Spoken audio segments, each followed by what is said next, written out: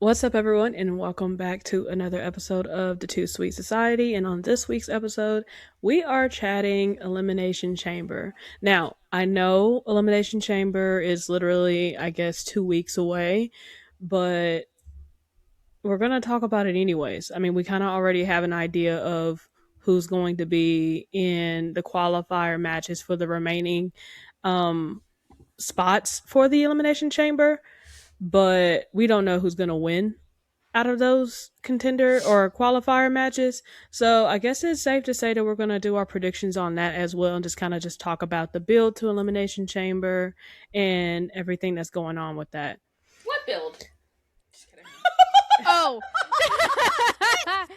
Right. Well, friend, that Finn Balor and Punk are doing something. I mean, Yeah. There's in Haley's defense, good question.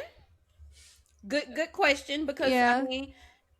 but this is a part of the era that we're in now where we do not have answers. The to things. new This era. is the ninth error this year. This The is new the era? ninth error this year. It's what we do. It's what we do. It's yet It's what we do. another When new we era. do what we what do. we do. Don't you just It's love what a we new do. era, guys? You know, It's what we It's do. what we do. we do new It's what we eras do. around this bitch. Okay. It's what we do. yeah, it's what we But, do. I mean, It's what we do. at least we do know most, right? I mean, we have a Finn Balor and CM Punk match that is like, I'm happy for Finn, but we know that he's not going to win. And if he gets entered into that triple threat, I swear to fucking God.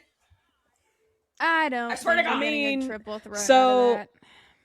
I mean, we know that they do. We know that they do like We know that's what they do. 4 matches per match card. So we have the men's elimination chamber, the women's elimination chamber, the CM Punk and Finn Balor possible match that's happening at Elimination Chamber, but that means we're Gee. missing Becky one and more AJ too, match. right? Becky and AJ. Yep. Becky and Becky AJ. and AJ. Beck, oh, there it is.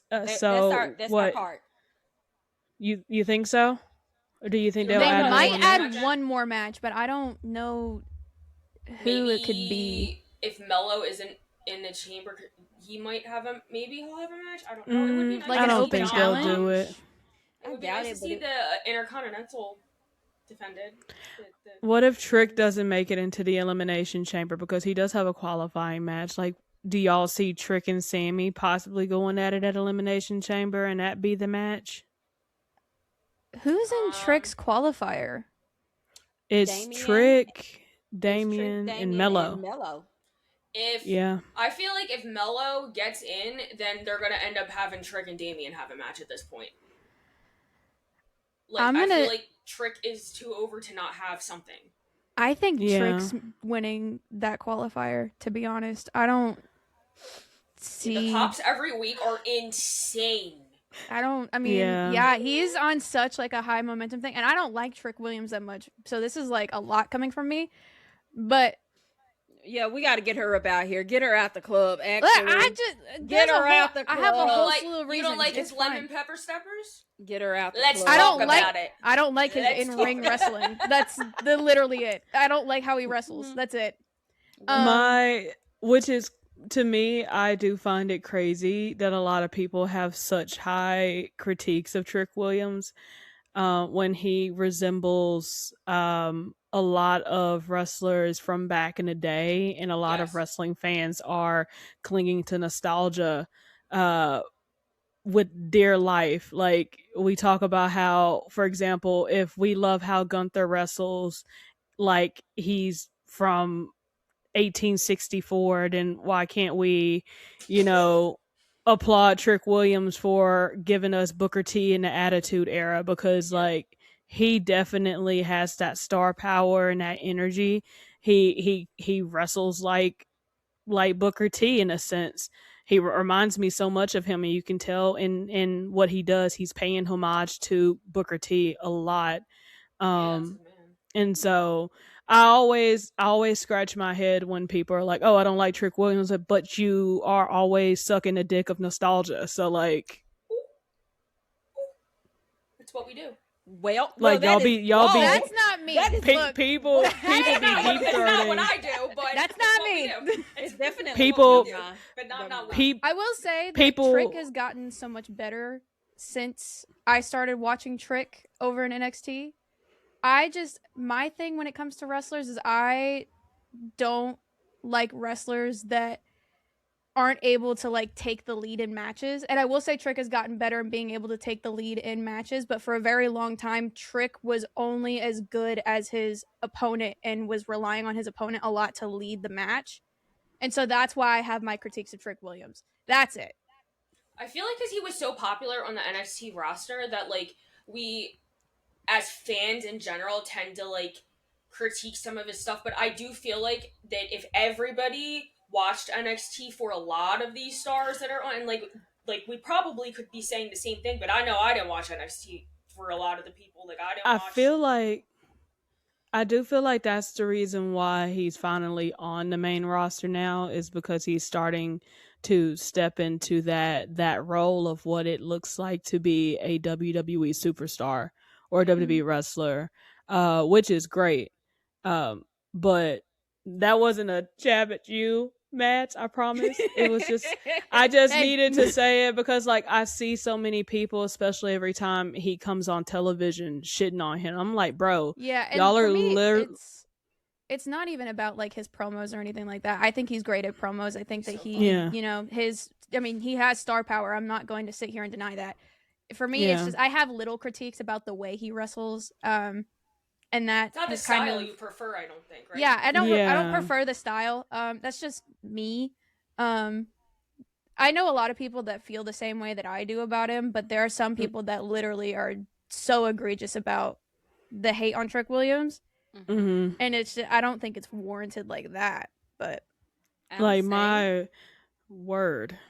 I'll say, as someone who is in favor of Trick, number one, I really do think the growth that he's had in the last year and a half or so has done, because I remember, let's say, what was that, 2024, watching him and people saying, oh, he's not ready. And I don't think he was not ready.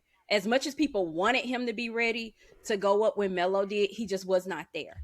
I know Janae hating this, bro. Episode. Yeah, we had talked about that. We did. And I think that giving him that, I don't know what it was about him running with that TNA title for a while, but I think that really helped him develop more and come into his own. And number two, I'm so sorry to say it like this, I'm rooting for everybody black. So like, no, as you should.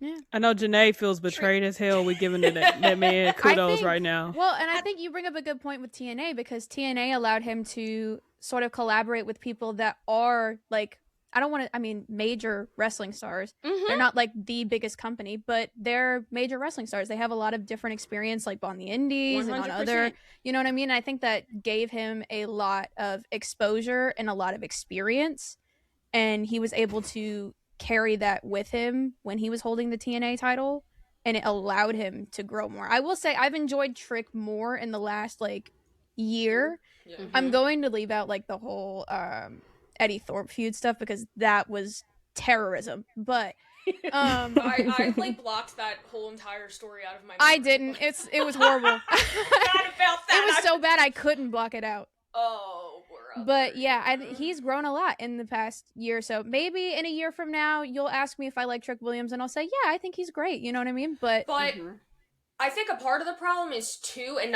this is not for hell. I'm saying like other people who don't like really like pay attention to all wrestling.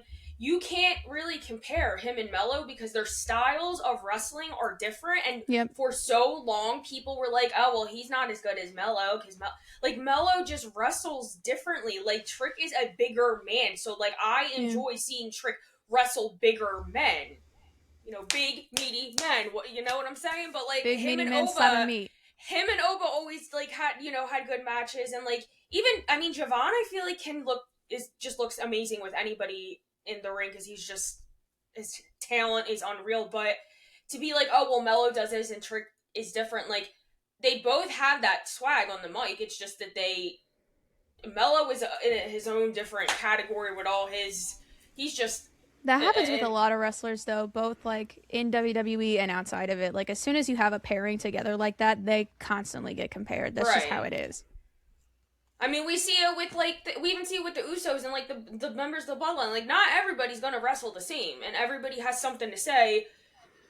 about everything that they do. So like that's the one thing I think that kind of sucks is like when you are putting some of these people together tag team wise and like in like factions you're gonna start to compare like, oh well, this one, he's so much better, but like from an individual standpoint, like that's like saying, oh my god, Raquel sucked and Liv is so good, but Raquel's a really good wrestler too. It's just different. And she's someone that's improved a lot as well. Yeah, she's definitely coming to her own. I'm incredibly proud of her.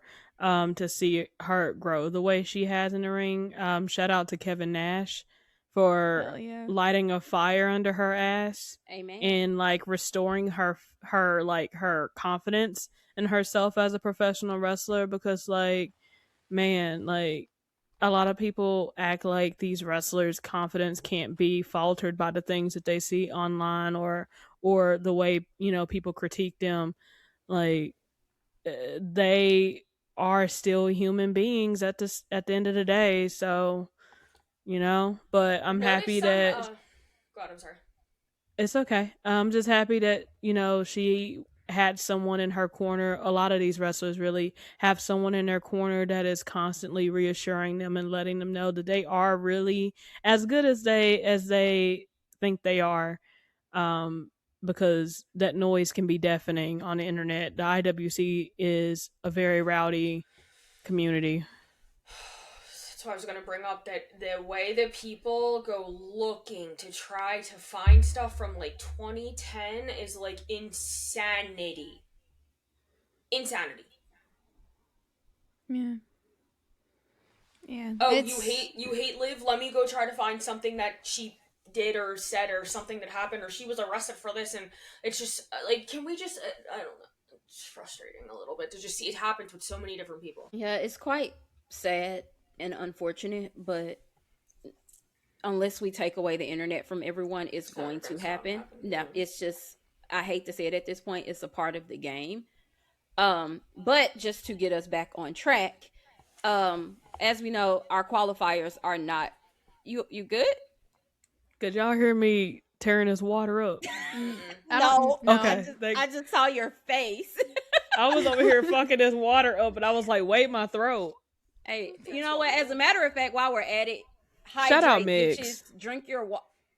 Oh, you're sick. Make sure you're drinking plenty of water. Hi, Megs. She's gonna get you for this. But qualifier matches are still going on. We do not have our full chambers just yet. I'm gonna start this one. I don't care. Tiffany Stratton. Oh, speaking of people that haven't improved on the mic. Here's well.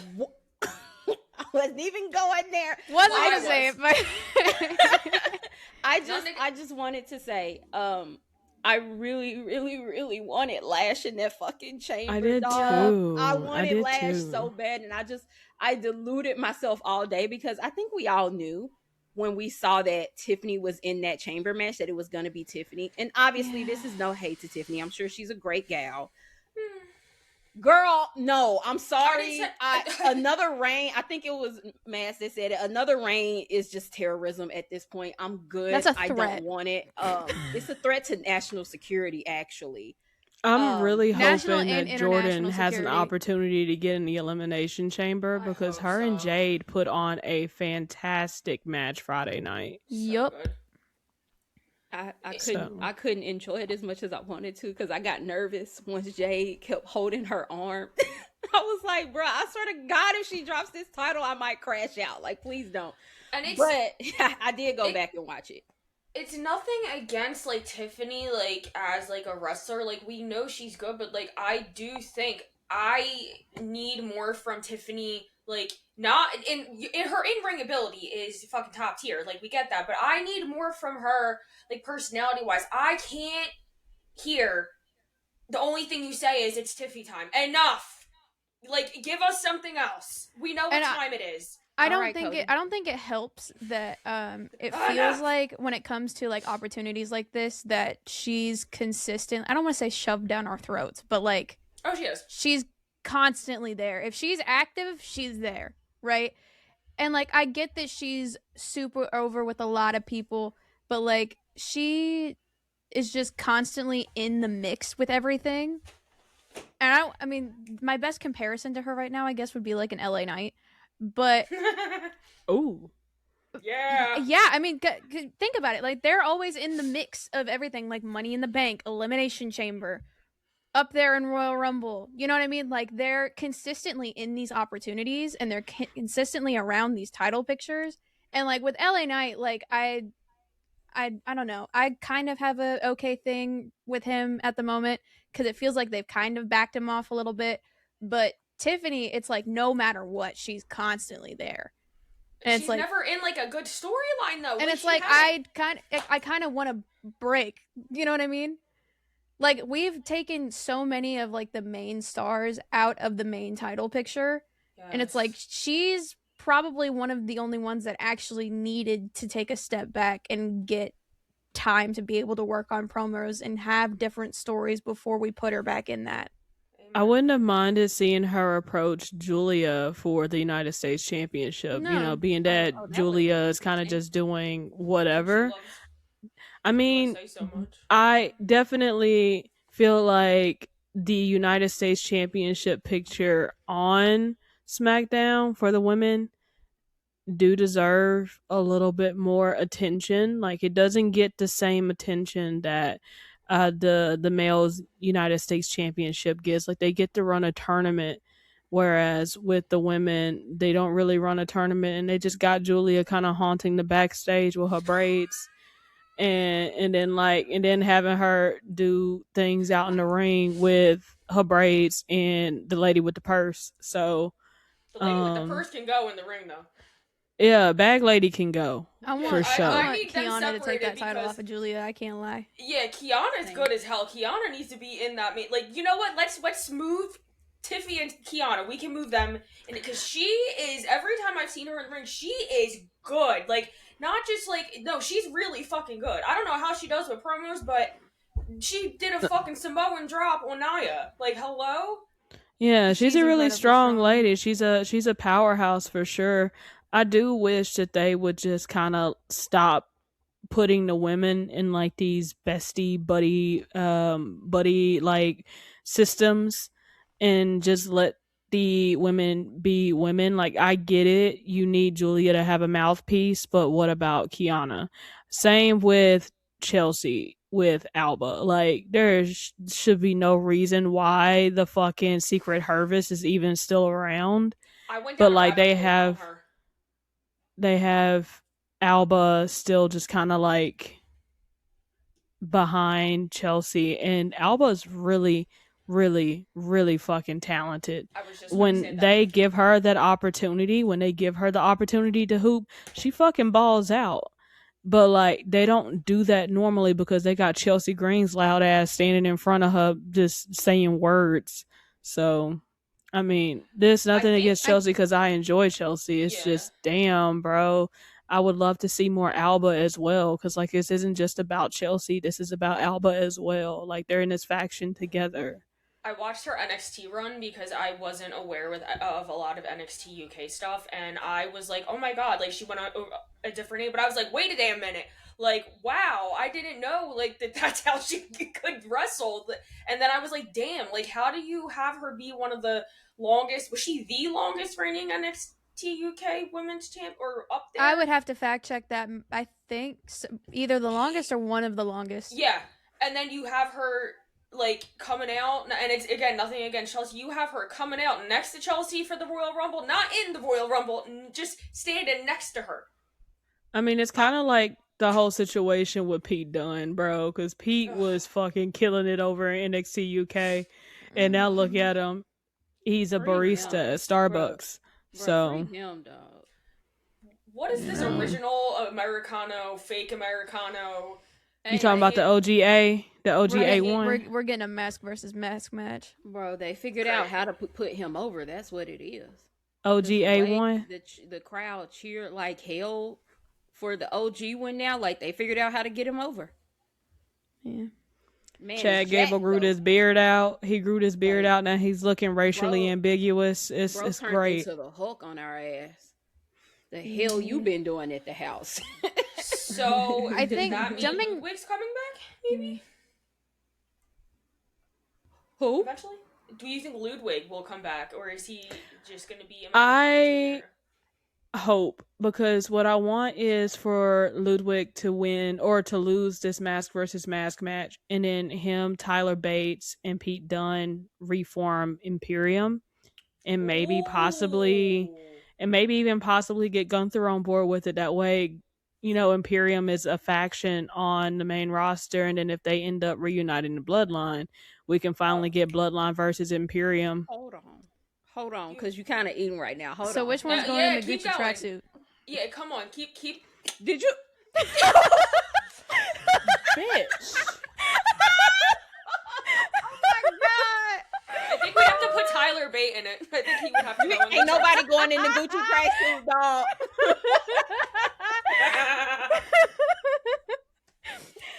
Actually, you were kind of cooking though. Keep going. I should finna block my ass after this. Hell yeah, you keep finna be going. in Your the ass is shadows. grass. That's That's how I over like- there with Megs in the dark. Dog. I like the way you Oh think. man. Yeah, why is Meg's blocked? By the way, I kind of missed. Don't X. But to Aisha's point, I do think the Bloodline versus Imperium was a huge missed opportunity. But I also understand that they didn't want either faction taking an L. But the fact that we never saw those groups, those trios rather, because the trio mixing it up is just such a but I'm just gonna point out that, you know, like, we have a tag team, we have a mid-card champion, we could have a world champion, you know, if they want to go, you know. Yeah, I mean, especially with Roman potentially winning the World Heavyweight Championship at WrestleMania, the way Gunther can't do shit without a title, you know, we could possibly see Gunther and Roman finally cross paths officially and get that money spread going in the middle of the ring like I've been wanting, bro. I've been waiting on that bum off. Yeah. I don't know, man. That sleeper hole merch had me fucking stressed at Rumble. Same. Because, like, it was sleeper hole, get out, sleeper hole, get out. Bro, get the fuck away from him. Like, why even do a sleeper hold in a fucking Royal Rumble, bro? Because supposedly it would be easy to throw him out, and I just want to point out that's a I don't big know boy to throw out dead. Big old boy. That's a big You know boy. what? I withdraw my question because I feel like someone's gonna be like, why would Gunther do a sleeper hold in the middle of the ring? I mean, why would Jey Uso run it back in the middle of a Royal Rumble? And then I'm gonna have to just, please. I don't have time for that. Open up a black hole and swallow the earth. Yeah, never mind. We move, guys. We move, because never mind. Okay, so back to the Elimination Chamber qualifying matches. Yeah, Lemon Chamber. Yeah, Lemon Chamber. Yeah, so Shout out Tony! Lemon Chamber. See, this is it's how a we miracle can't have that nice you change. saw. It's a miracle that you saw any of that, considering that half of us have you fucking blocked. First of all, you are the only one that has me blocked because Am I? you have a countdown on your calendar. Yes. I need y'all to get right. Oh my god. I haven't been doing. I've been like MIA half the week. Although I did ask Aisha a couple of funny questions last night, and Kate almost took my phone. She said, "You have got to stop being annoying." I said, "Can't do that. Sorry, can't do it. Have to do it." No surprise there. No. But okay, so Tiffy qualified. Rhea qualified. You know, which can we talk about the Rhea Alexa thing real quick before we get to Alexa? Can we talk about the Rhea problem? What's the Rhea problem? The problem, as in, people saying Rhea's stop fail.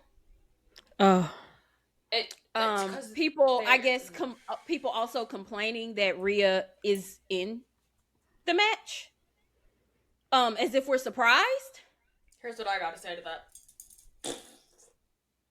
Damn, Haley. Right. Leave the woman alone. I mean, I do want to point out that Rhea was not in last year's Elimination Chamber. She showed up, but she was not in the chamber. Just wanted to She hasn't taken Didn't any she have the opportunities title, away though? from anybody.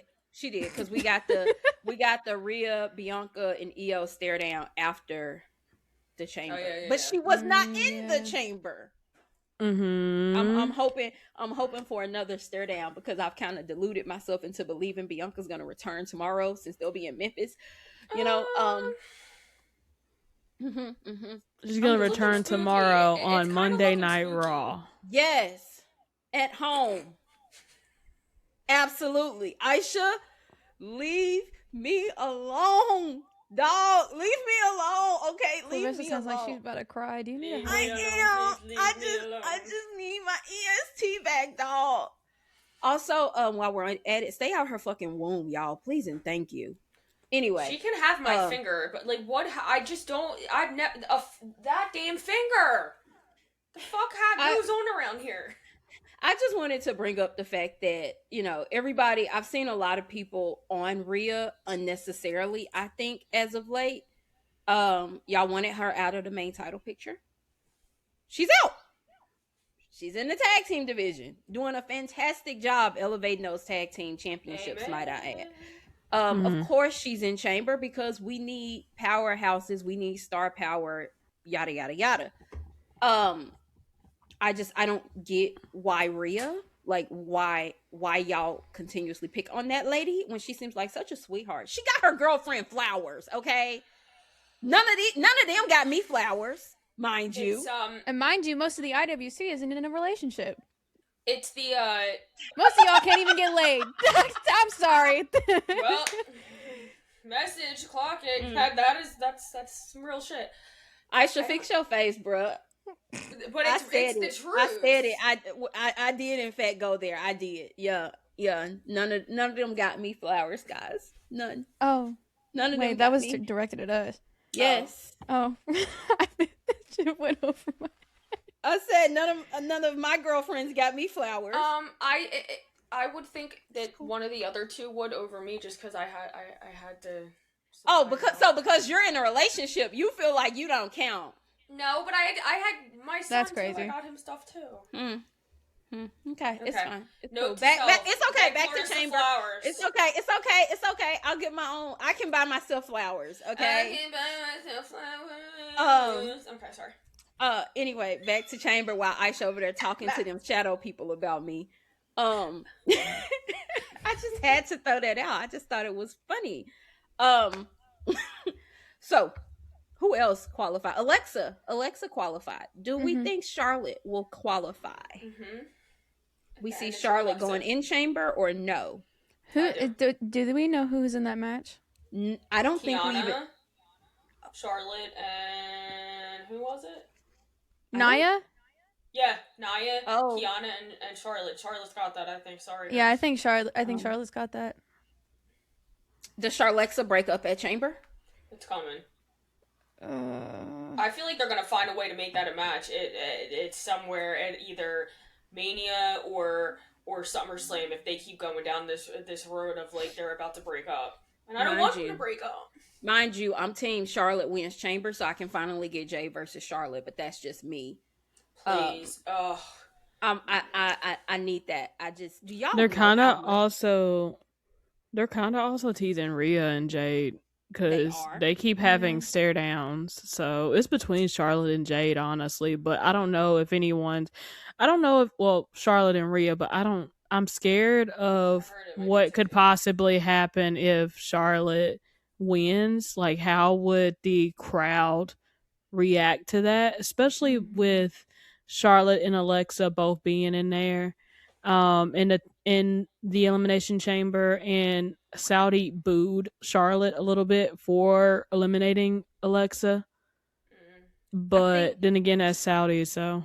I mean, no, I think if Charlotte pins Alexa, there's no doubt about it, she's getting booed. That Charlotte cannot be the one to eliminate Alexa if they want her to have a good response. It kind of has to be more of a Alexa got eliminated either before Charlotte got in or when Charlotte, is tied up with somebody else or something, and then Charlotte takes out the person that eliminated Alexa.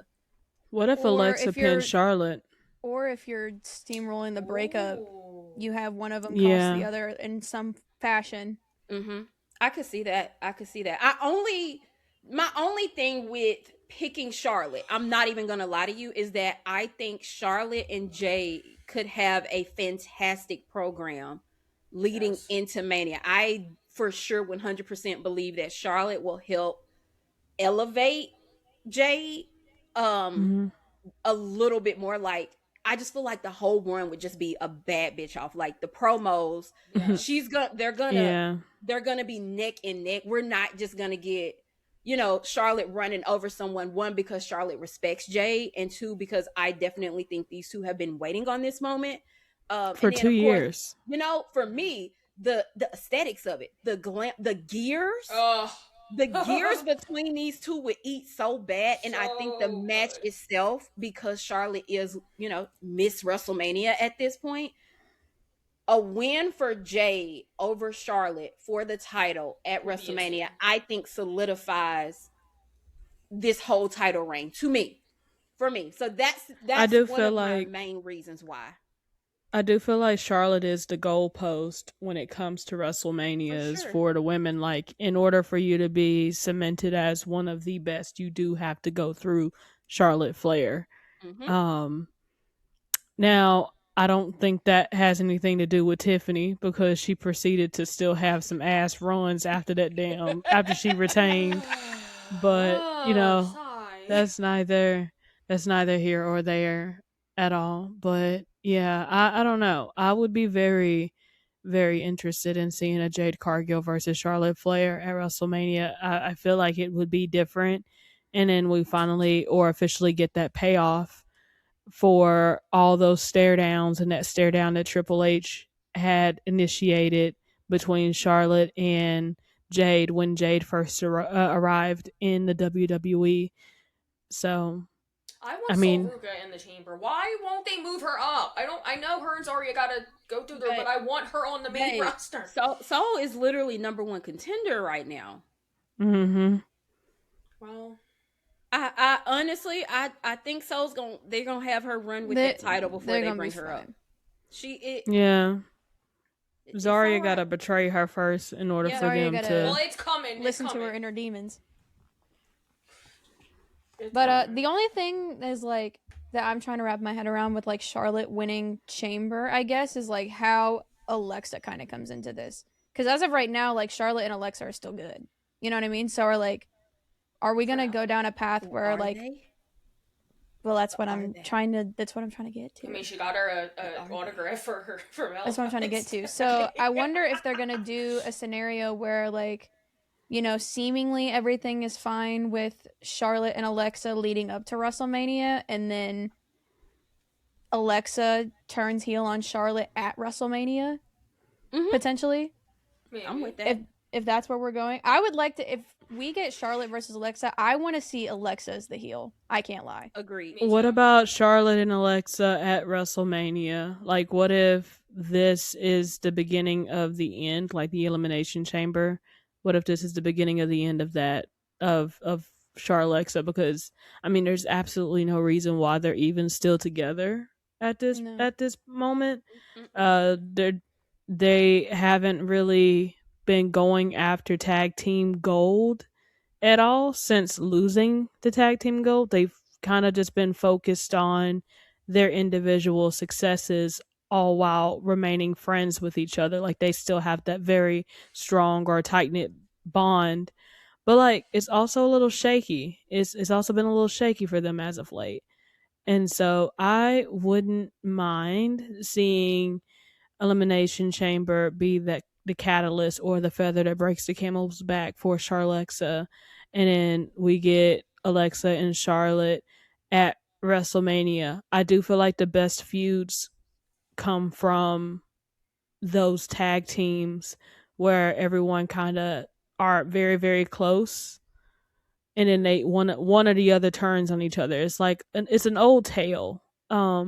Through wrestling, one that's as old as time, I suppose. Tale is oldest. Which is why people are a bit worried about Rio, because they're like, who's gonna turn on who in this? Is it gonna be Rio or is it going to be Io that turns?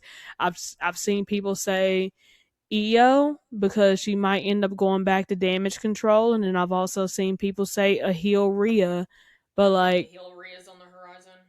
I mean, but she has no reason to really turn back heel, if at all.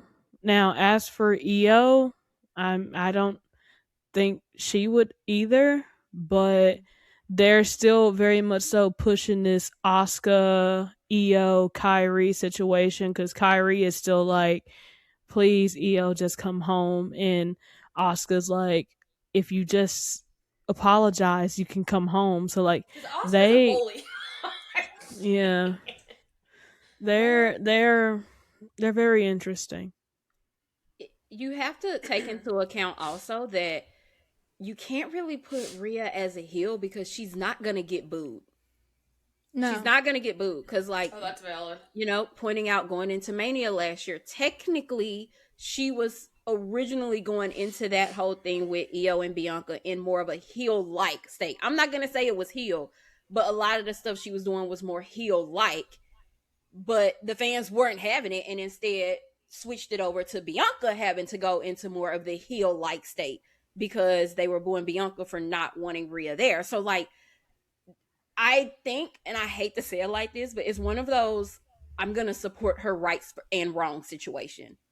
Valid. They're gonna support Rhea's gonna be supported no matter what. Like, Rhea Right. probably gets one of the loudest, if not the loudest, pop of the night. She's getting Oh, Stone hell Cold yeah. Steve Austin pops. Like, Yeah, it's crazy. It's generational at this point. There's not too many people actively on the roster who gets the level of pop that Rhea does, and honestly, sometimes she even overtakes those. I would say I would of argue the she probably Cody gets the loudest Rhodes pops on and- the like, roster. in the Romans, and I think she 1000% overtakes them some days. Like, I'm just, so I don't think Rhea going heel, unless you're just going to be okay with the heel. I mean, I guess maybe a justified heel would be okay then. Like, maybe if she has a reason to turn on Io, but like, Io's just so adorable and sweet, and like, what reason could she, it's They gotta put some respect on Rhea though. Like they do not. I think I'm gonna have to bring up that tweet. Like she's getting pops bigger than some of the people on the main roster that are holding a title right now. I won't name any names, but their name begins with a D. And I just like put some respect on Rhea. She needs to be treated as a face of the company because she is the face of the company. Like, sorry to be that person, but like, and everybody that's like, oh, why are they forcing Rhea down? They're not. Like, she's just the best. Like, she's one of the best women's wrestlers we have. She's fucking crazy. It's Yeah, crazy. Meanwhile, I sat here trying to definitely figure out whose name starts with a D. Drew McIntyre. I was like, oh, Please, I'm just not looking forward to any of what's happening at Mania involving this story with him. And so if we'll get to anyone that. comes out to this ring and tells you they're the best Drew They're lying. McIntyre, they're lying. But yeah, You're I lying. definitely feel like Rhea could be looked at in the same eye as Cody Rhodes and Roman Reigns. Yeah. Like, they acknowledge her star power, but they do not treat her like she is Roman Reigns or like she is Cody Rhodes, which I feel like she fully deserves to have that same fixture that they do. But Agreed. they won't do that because, like, if you can complain about Rhea and get her to fuck about the picture, but you can't do that about Cody Rhodes, you know, Looking at you, Hunter. if you're listening to this and back and up and that from shit No. just activated you like a sleeper agent, I'm sorry. Please argue with your mother, not me. But yeah, I just feel like Rhea could definitely be in that same category. Bianca as well could be in that same category as Roman and Cody. I do feel like they are the Roman and Cody of the women's division. They just don't really get to go up against each other as often. I know some people would argue Io, but like, I'm not even gonna Io's hold on a you. I'm win. just and they're being not marketed completely, as such either. yeah, no, not at all. Like, it's very interesting how they market the women compared to the guys as to who are, you know, big names. It kind of feels like they still got a little bit of that Vince McMahon regime kind of like Oh, tucked off in the bag for the women, because you know he purposely used to keep the women like 10 steps behind the men so they wouldn't outshine the men, and that could definitely still be the same case for today. Only thing is Triple H acknowledges the star power that the women has, but like he's not going to put them in a spot that makes them seem like they are legitimately running shit, because then if they are, then we got a problem. When they should be. I mean, they Exactly. technically are running the company, in my opinion. Like the women have had the most consistent. I mean, you other than the Bloodline story that you know that is like my favorite, the Big Three story. Well, like I don't think anything will top that for me. The Bianca Naomi Jade, like the whole leading up to Naomi's heel turn, and like it just I know obviously it's kind of at like a halt right now, but I do hope eventually when everybody is in a different place and healthy and we can move forward, I hope that they run parts of that back, because that like we literally were getting like fucking Oscar worthy like acting in that ring. Like I watch that like once a week when Naomi and Bianca are like crying and yelling at each other. Like, oh god, it was so good. It was so fucking good. It was so good. Yeah, the women do deliver consistently week in and week out on a daily basis, um, despite not being given the ability to close shows, main event, PLEs, and whatnot. Because I feel like I'm always giving the women such high praises after they get done with their matches. And then they give us this trash ass championship match to end the night. And then everybody's on the timeline pissed off because what the fuck was that ending? So I feel like we wouldn't be saying that if it was the women that was closing the show, but that's just me. That, and they have to beg and plead to get Evolution to be a thing. Like, that better be a thing this year. I need that to be a thing. Hey, if Evolution is a thing, I'm sorry to all the people that I promised I might pull up at Fanatics. I'd rather go to Evolution. I would Sorry. much rather see my ladies put on a banger ass PLE for the second year in a row, but for the third time overall, than go up to New York. You know, there's just too many people up there, to be honest, and I'd be damned if I would really hate for a homeless man to put his finger on my lip and me real quick. Okay.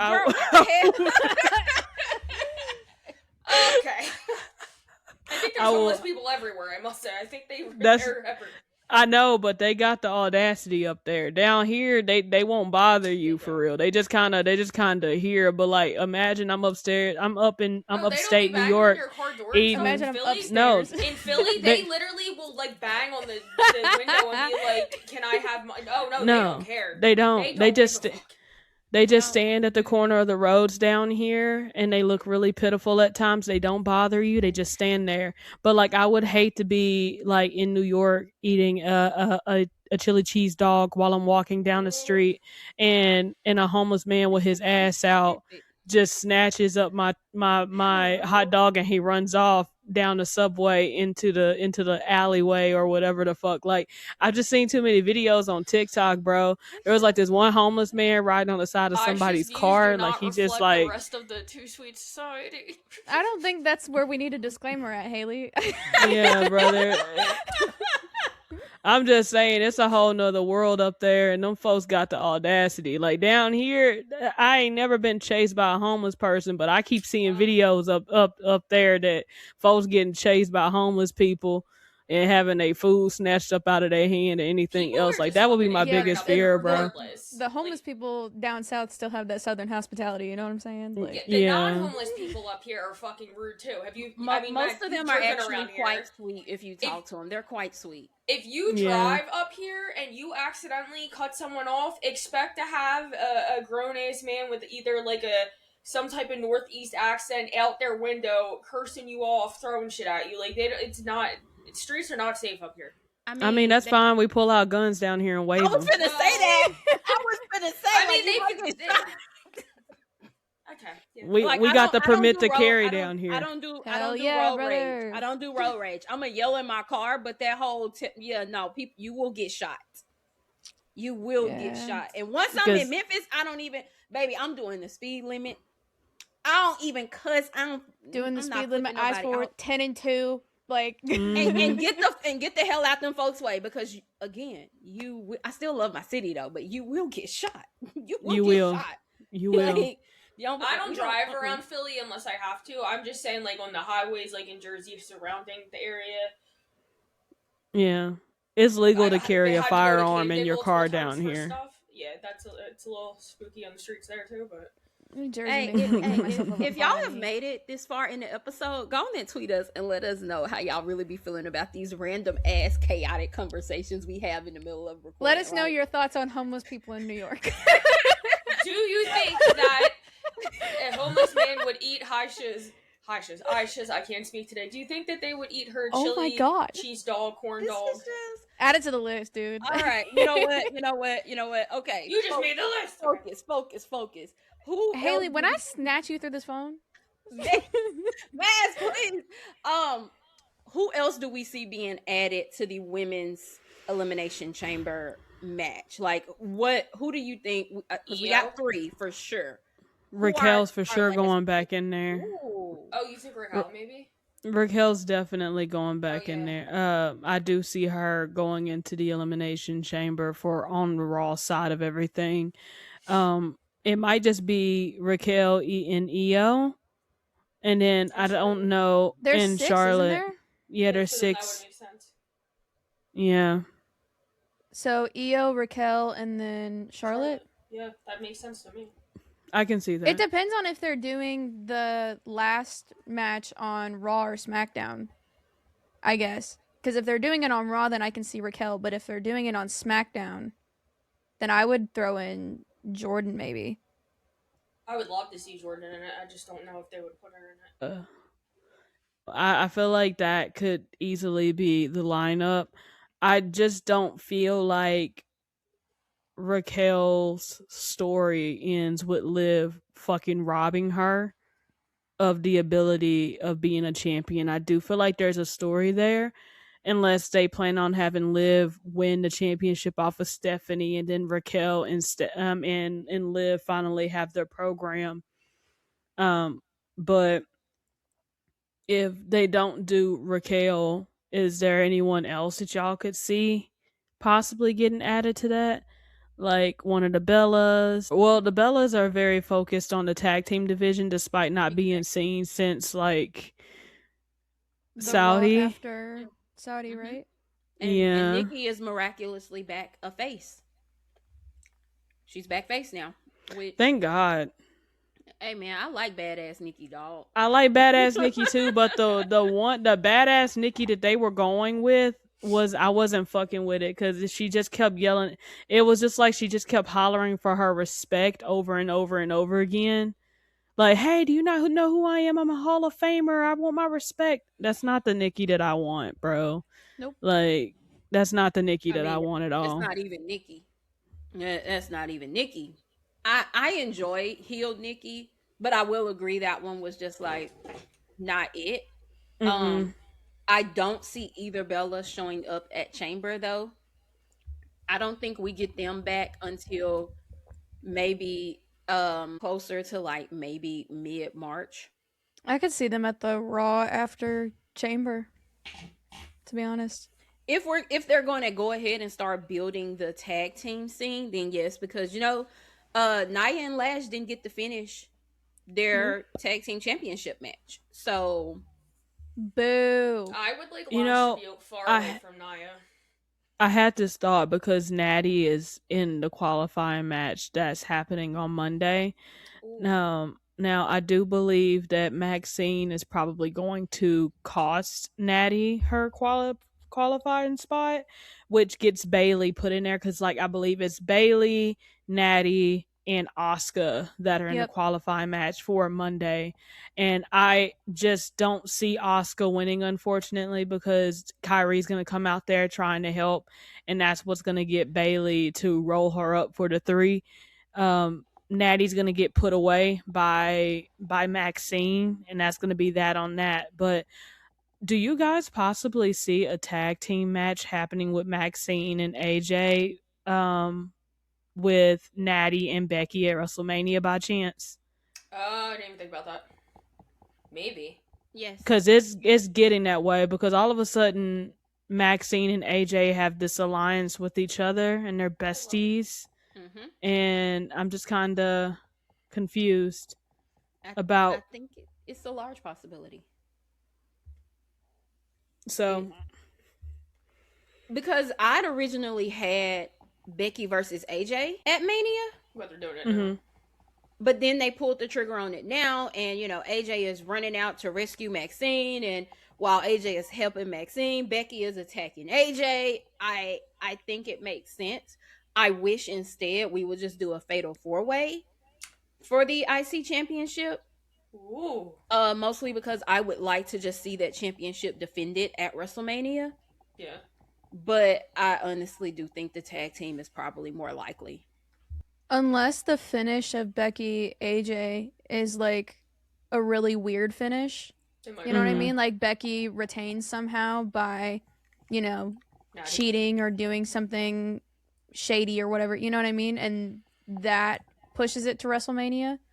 That could be an option. I don't know. Or Natty comes and helps Becky retain or something, and then we get something going there. I don't know. I just have to wonder, how did they decide that they wanted to put Farm Boy and LA Knight in a match at WrestleMania? Like, how does that? Hey, we don't know that's happening. We don't know if that's for real. Meltzer just be talking out his ass. That's real. Yeah. So you can't take if anything anything, Meltzer says at face value, to be honest.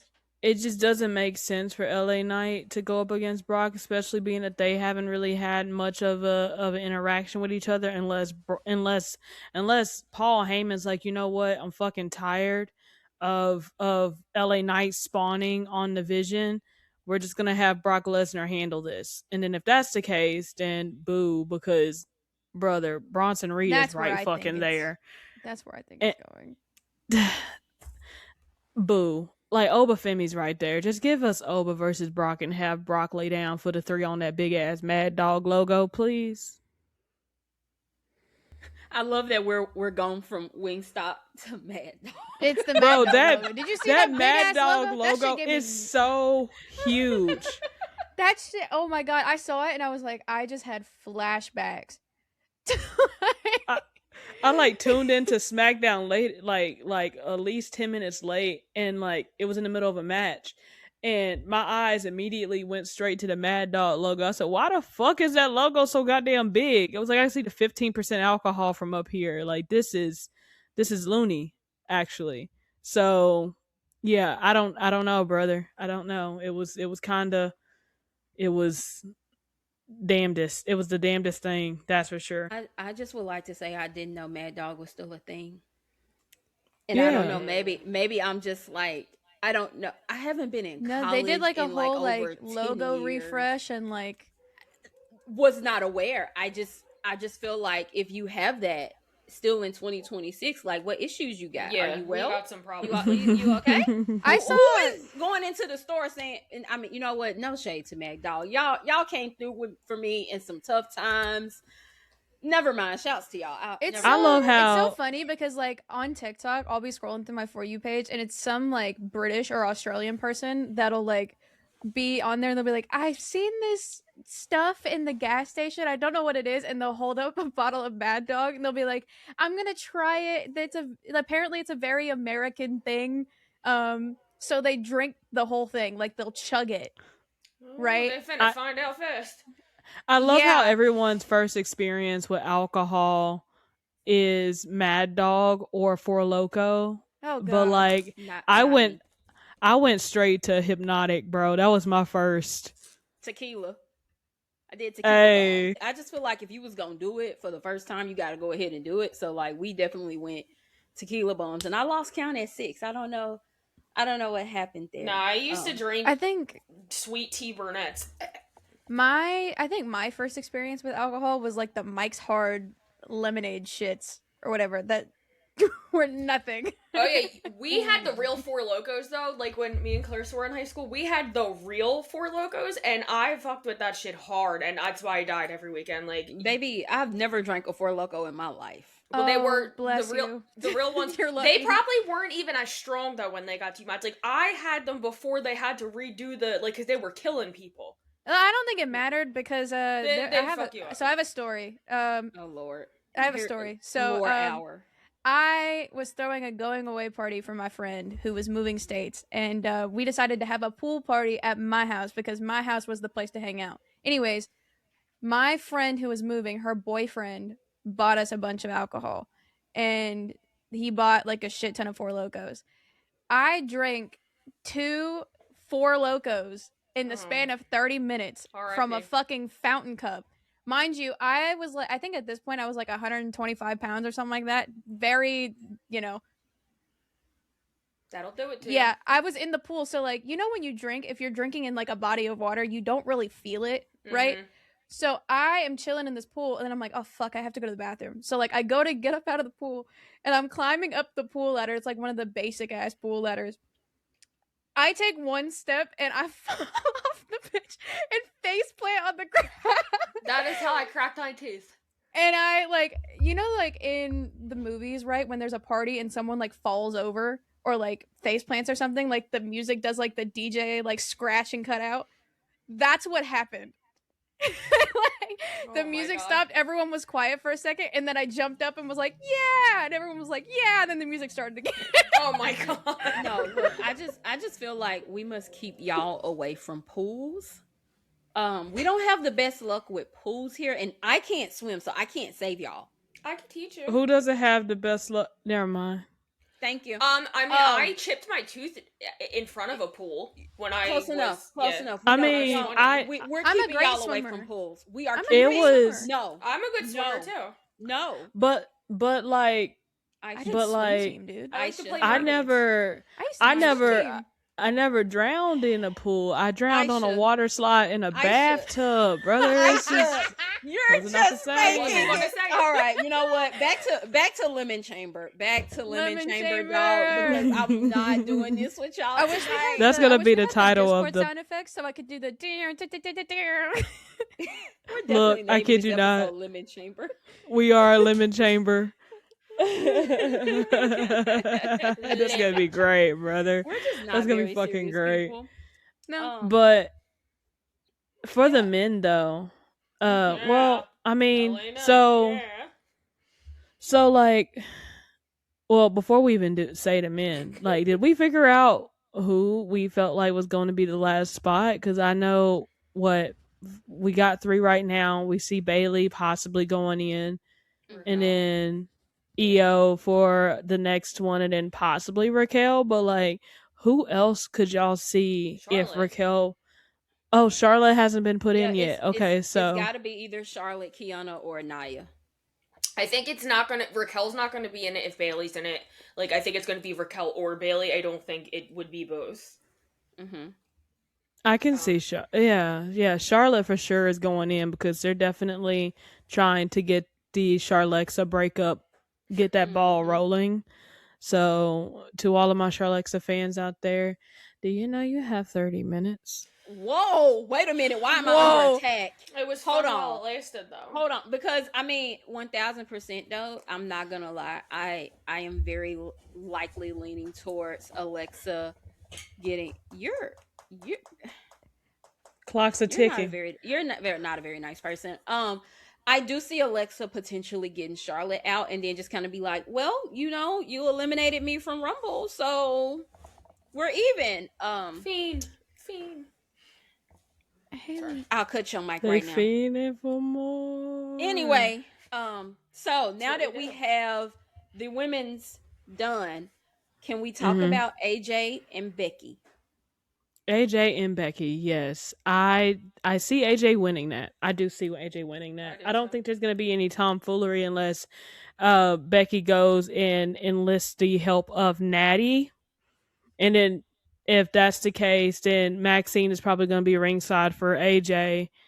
And then that's how we get our match for WrestleMania if they decide to do that. Because I don't know if they have a PLE in March. Do they have a PLE in March? They might have a. Do they have a Saturday Saturday night main event? Saturday night's main event. Let me see. That's a great question. Maybe. Saturday. I haven't seen any advertising for it. I haven't either.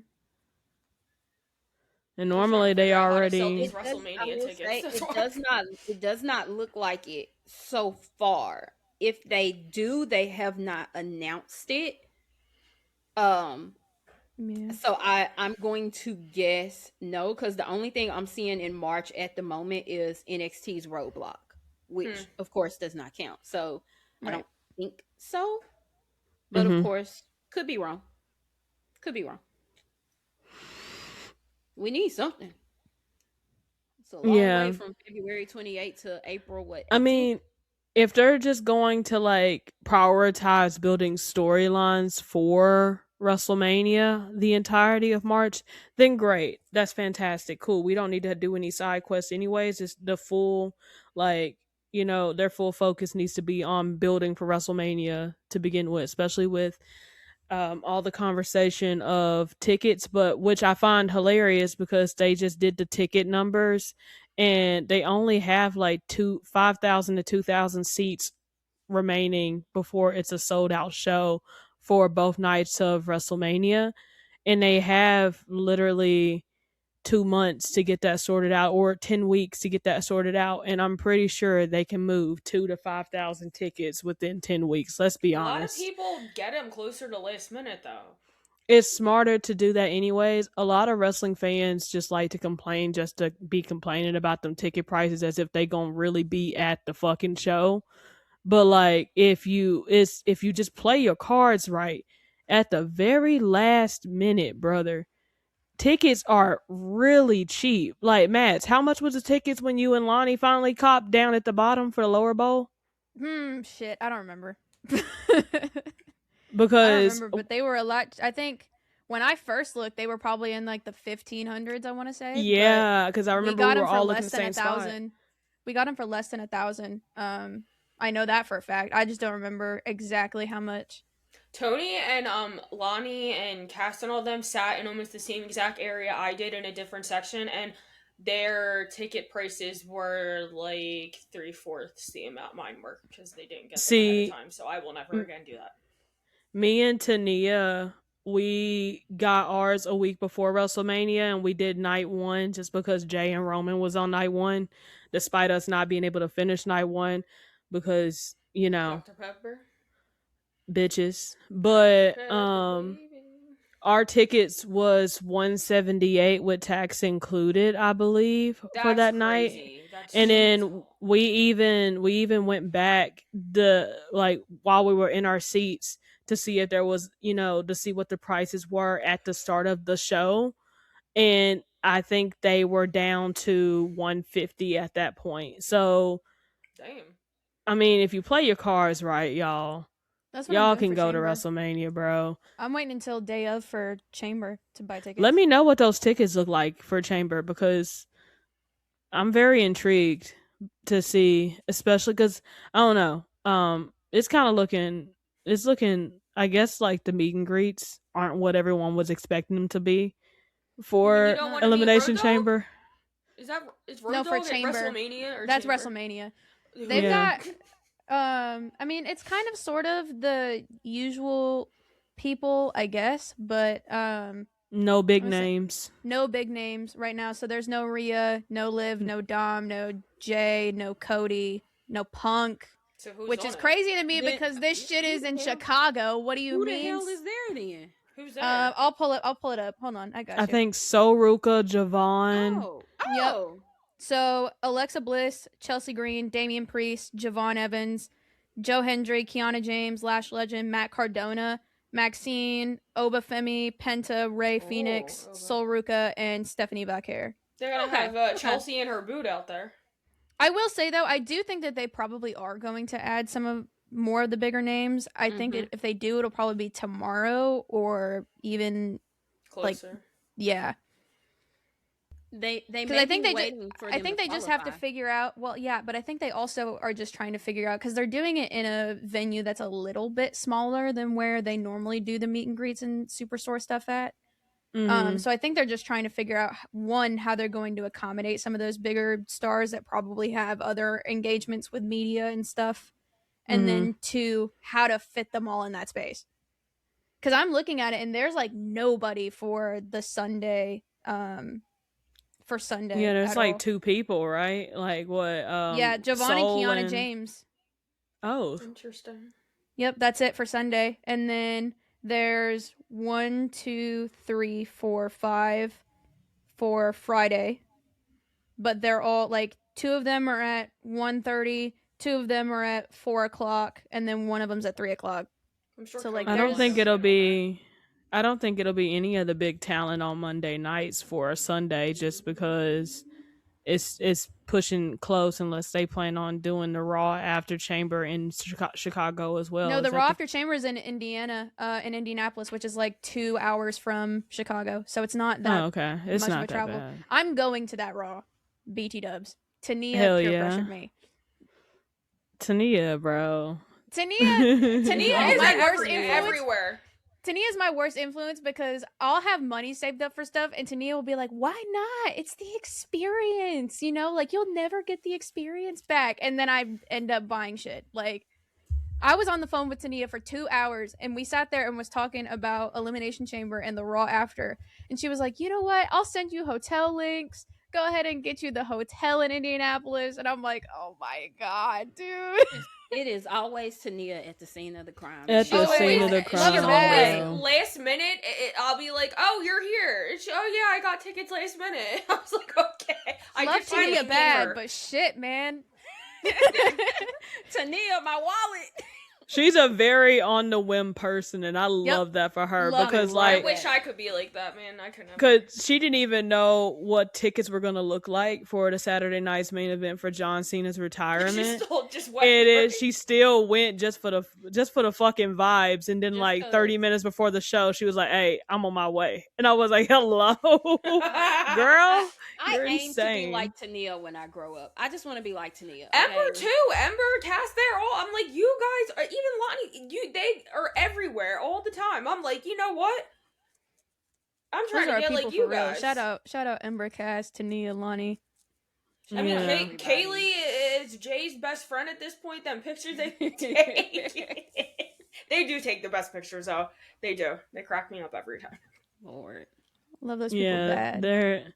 they're definitely Good people. our foot soldiers for sure. Love them Boots bad. on the ground. Always and Oos is forever, on the baby. ground. Oos is on the ground.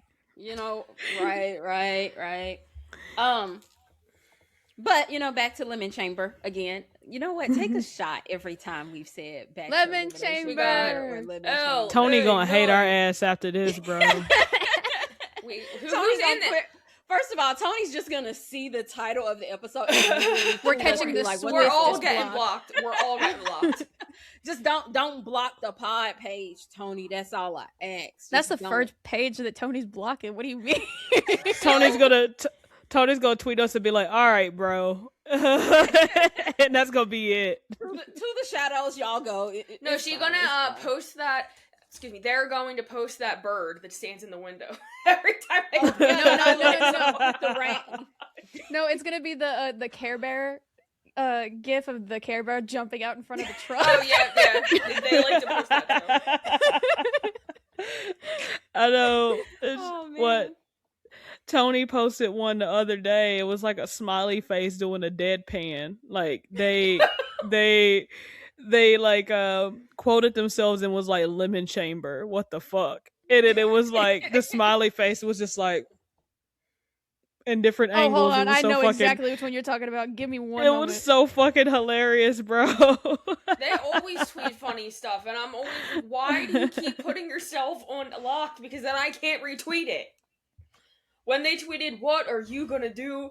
or how do you prepare? Whatever that guy is yelling about Drew, I thought it was the funniest fucking thing. They're not a serious person. Tony's so Not at fucking all. funny. We have Tony's fun. hilarious. We have fun around here, man. Shout out We have Tones, fun. bro. Cause that damn smiley face be having me tickled pink. That was It's always Yes. this one too. I fucking love that. We're gonna be in such trouble after this. It's okay, Tony. Hi, Tony. It's so. I'm breaking the fourth wall. hi, Punker Tony. Having Sammy go to Lemon Chamber and doing this. Does anyone else see any other way that Becky retains the title? Does Becky retain by chance? Anybody, or we all just see AJ taking it? If she does, it's by shenanigans. Yeah, it's definitely by shenanigans, and if that's the case, then it's probably going to be 1-on-1 AJ versus well, I don't know. It could definitely very easily turn into a fatal four-way for the Intercontinental Championship, because Natty did say that she is very much so interested in getting that Intercontinental Championship, and Maxine definitely is also very interested in getting that Intercontinental Championship back. AJ on the other hand, don't really give a fuck, but hey, a title, she's in there like swimwear. I think So she She just likes wrestling Becky. Yeah. Yeah. Like she was like, "Oh, I get to wrestle you? Does that mean I get the title too? If I beat you?" No. Oh, definitely. I'm down. No. Like, because I would love to see AJ actually competing for the big gold. But if I got to get Intercontinental AJ lead, then damn it, I'll take it. I take Man, it. she was frying me that whole promo segment with the soft baby. No. Because like if it ends up being a fatal four-way, I can see, because they're already starting to get stuff lined up for Backlash, and we can probably end up seeing what Maxine and Natty finally close at Backlash, unless they decide to do that on a random Monday night like they do every juicy ass women's match that happens. Well, who do you guys think is gonna? I guess no. I was gonna say, who do you think is gonna win the men's chamber? But we're not finished with that. No, I still feel like AJ is gonna take it, or eventually take it if it's not in this. I can't. My brain right now. I thought we skipped over the men's chamber. I was gonna say, but who do you think is gonna win that? Never mind. I got lemons on the brain. You sweet summer child, Haley. I got lemons on the brain. Bless her. Lemon brain. Well. Yeah. Well, it's the big show. Okay, sorry. Oh, brother. Can I have a poll if you're listening to this? Who else thought the Big Show sang that as a child? Because I don't give her the fucking poll. Please, y'all ignore when Haley be asking shit. Y'all just hold on. We actually have to log Haley out of the pod page for real this time, because Haley will create that poll her fucking self. She will. It's already posted. What are you talking about? Is it already posted? No. It's in her drafts, It's in my mind. At least it's safe inside my mind. It's in my mind. There is nothing safe about the inside of your mind. You know what? I just put my lip liner on and there's nothing safe. Every villain is lemons, okay? And so's the Elimination Chamber, so. Oh, brother. I mean, right, well, Oh, brother, can we? But yeah. I mean, I don't see anything else happening with the women. I mean, if they let AJ win it, great, and it kind of progresses into something more, then cool. But I definitely feel like there might end up being some shenanigans there, because I mean, they wouldn't have went ahead and formed those alliances between Natty and Becky with AJ and Maxine if there wasn't going to be some type of tomfoolery that took place while everyone was, doing their own thing. And then we'll see the fatal four-way take place or happen or something. I don't know. We'll see. One thing I want to bring up before we move on to the men. Why does she not have her own entrance anymore? Because they're working on a new theme for her. Okay. Just wondering. Was that confirmed? Yeah. That was confirmed. I mean, They're I working mean, on a it's new a theme for bop. her. The song's a bop. I was like, oh, okay. I do feel like, I mean, Zelina's music, I feel like each character has heel music and face music. Like, some Yeah. music just doesn't sound right if you're a bad guy. Like, for example, if Jay was to continue to come out to main event ish, despite like being a heel, it wouldn't make any fucking sense because he's not going to be Nope. eating with the crowd anymore. And Zelina's music was a little too hype for it to be a heel because I'm not shaking ass while you know I'm a bad guy. Like, that's just not gonna happen. Yeah. Who's hey, you stop shaking your leg. Something's bumping, and y'all have me. It was Haley. You see that smile that popped up? Haley, you gotta be stopped. I'm still on edge from Bryce. That's why I keep doing this, trying Oh to see yeah, if I somebody's always in my that's house. like I always do like I always bounce my leg. All right. Oh let me my stop. god. Okay. All right. Thought somebody was I knocking. gotta get like a fidget spinner or something when I'm sitting here. I thought you. Yeah. You know what? The fidget spinner I have, there's none. I usually just. I mean, I don't know. play with your little boo boo. I should. That That sounds crazy. I'm Wait a cutting minute. the fuck I'm out of sorry. that. Wait. No. Leave it in. Leave it in. Leave it in. Wait. Hello. Oh my god! Aisha, that just sounds so. I didn't even. I wasn't even thinking about that, and the fact that you were. Get your I mind mean- out the gutter. She got little boo boos behind her, so I was You're like, not putting me on that. You're not putting that on me, dog. Like, all I said was, Oh. yeah, it go was a play little with your. suspect. I can't. thank you. It's not just me. Okay. Well, let's not play. All with of y'all anything. some All right. freaks. What?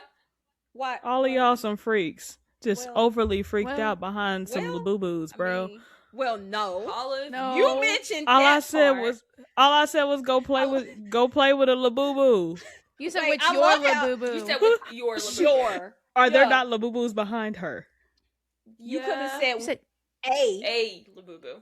A would have Your been. and A. It's the connotation. But also, I love how me and Mass at the beginning of that was like, well, you know, well, We locked in. Wait, not the Labubu part. Wait, you went too far there. But the first I part. mean, your is Me and possessive. Clarissa, we right here, bro. Bro said y'all Right are here.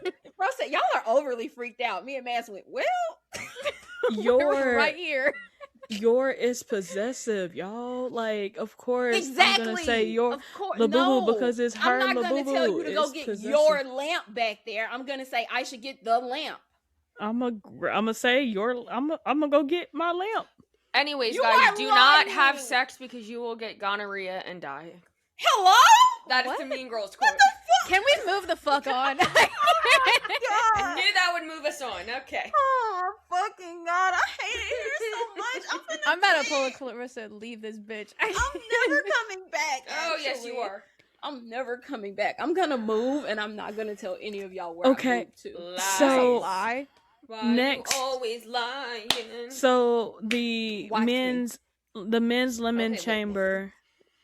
The men's lemon lemon chamber. We Mhm, got three more spots open for qualifiers. And at the moment we have Javon Gunther and who? Dragon Lee? Dom? Dom. They're all in the same match together? Yes, sir. Yep. I'm hoping that's the start of Dom and Javon, but who knows? I can see Gunther going into it, but then again, He don't play Dragon well Lee with did. others. Dragon Lee did get he did get hung from the ropes. So I saw that happen in real time, actually. I would like to see a scenario where Javon Evans qualifies Me for the chamber potentially and pins Dom. And then when he does, like, if he doesn't win chamber, that's where we go for the IC title. You don't think they're gonna run back Finn and Dom? I was about to bring up that option. I don't know if Finn goes backwards from the world title picture that quick. And I I would need also him like to to. see Finn. I would like to see Finn and Dom potentially do this storyline between them without titles. The title? Just have a full blood feud. You know what I mean?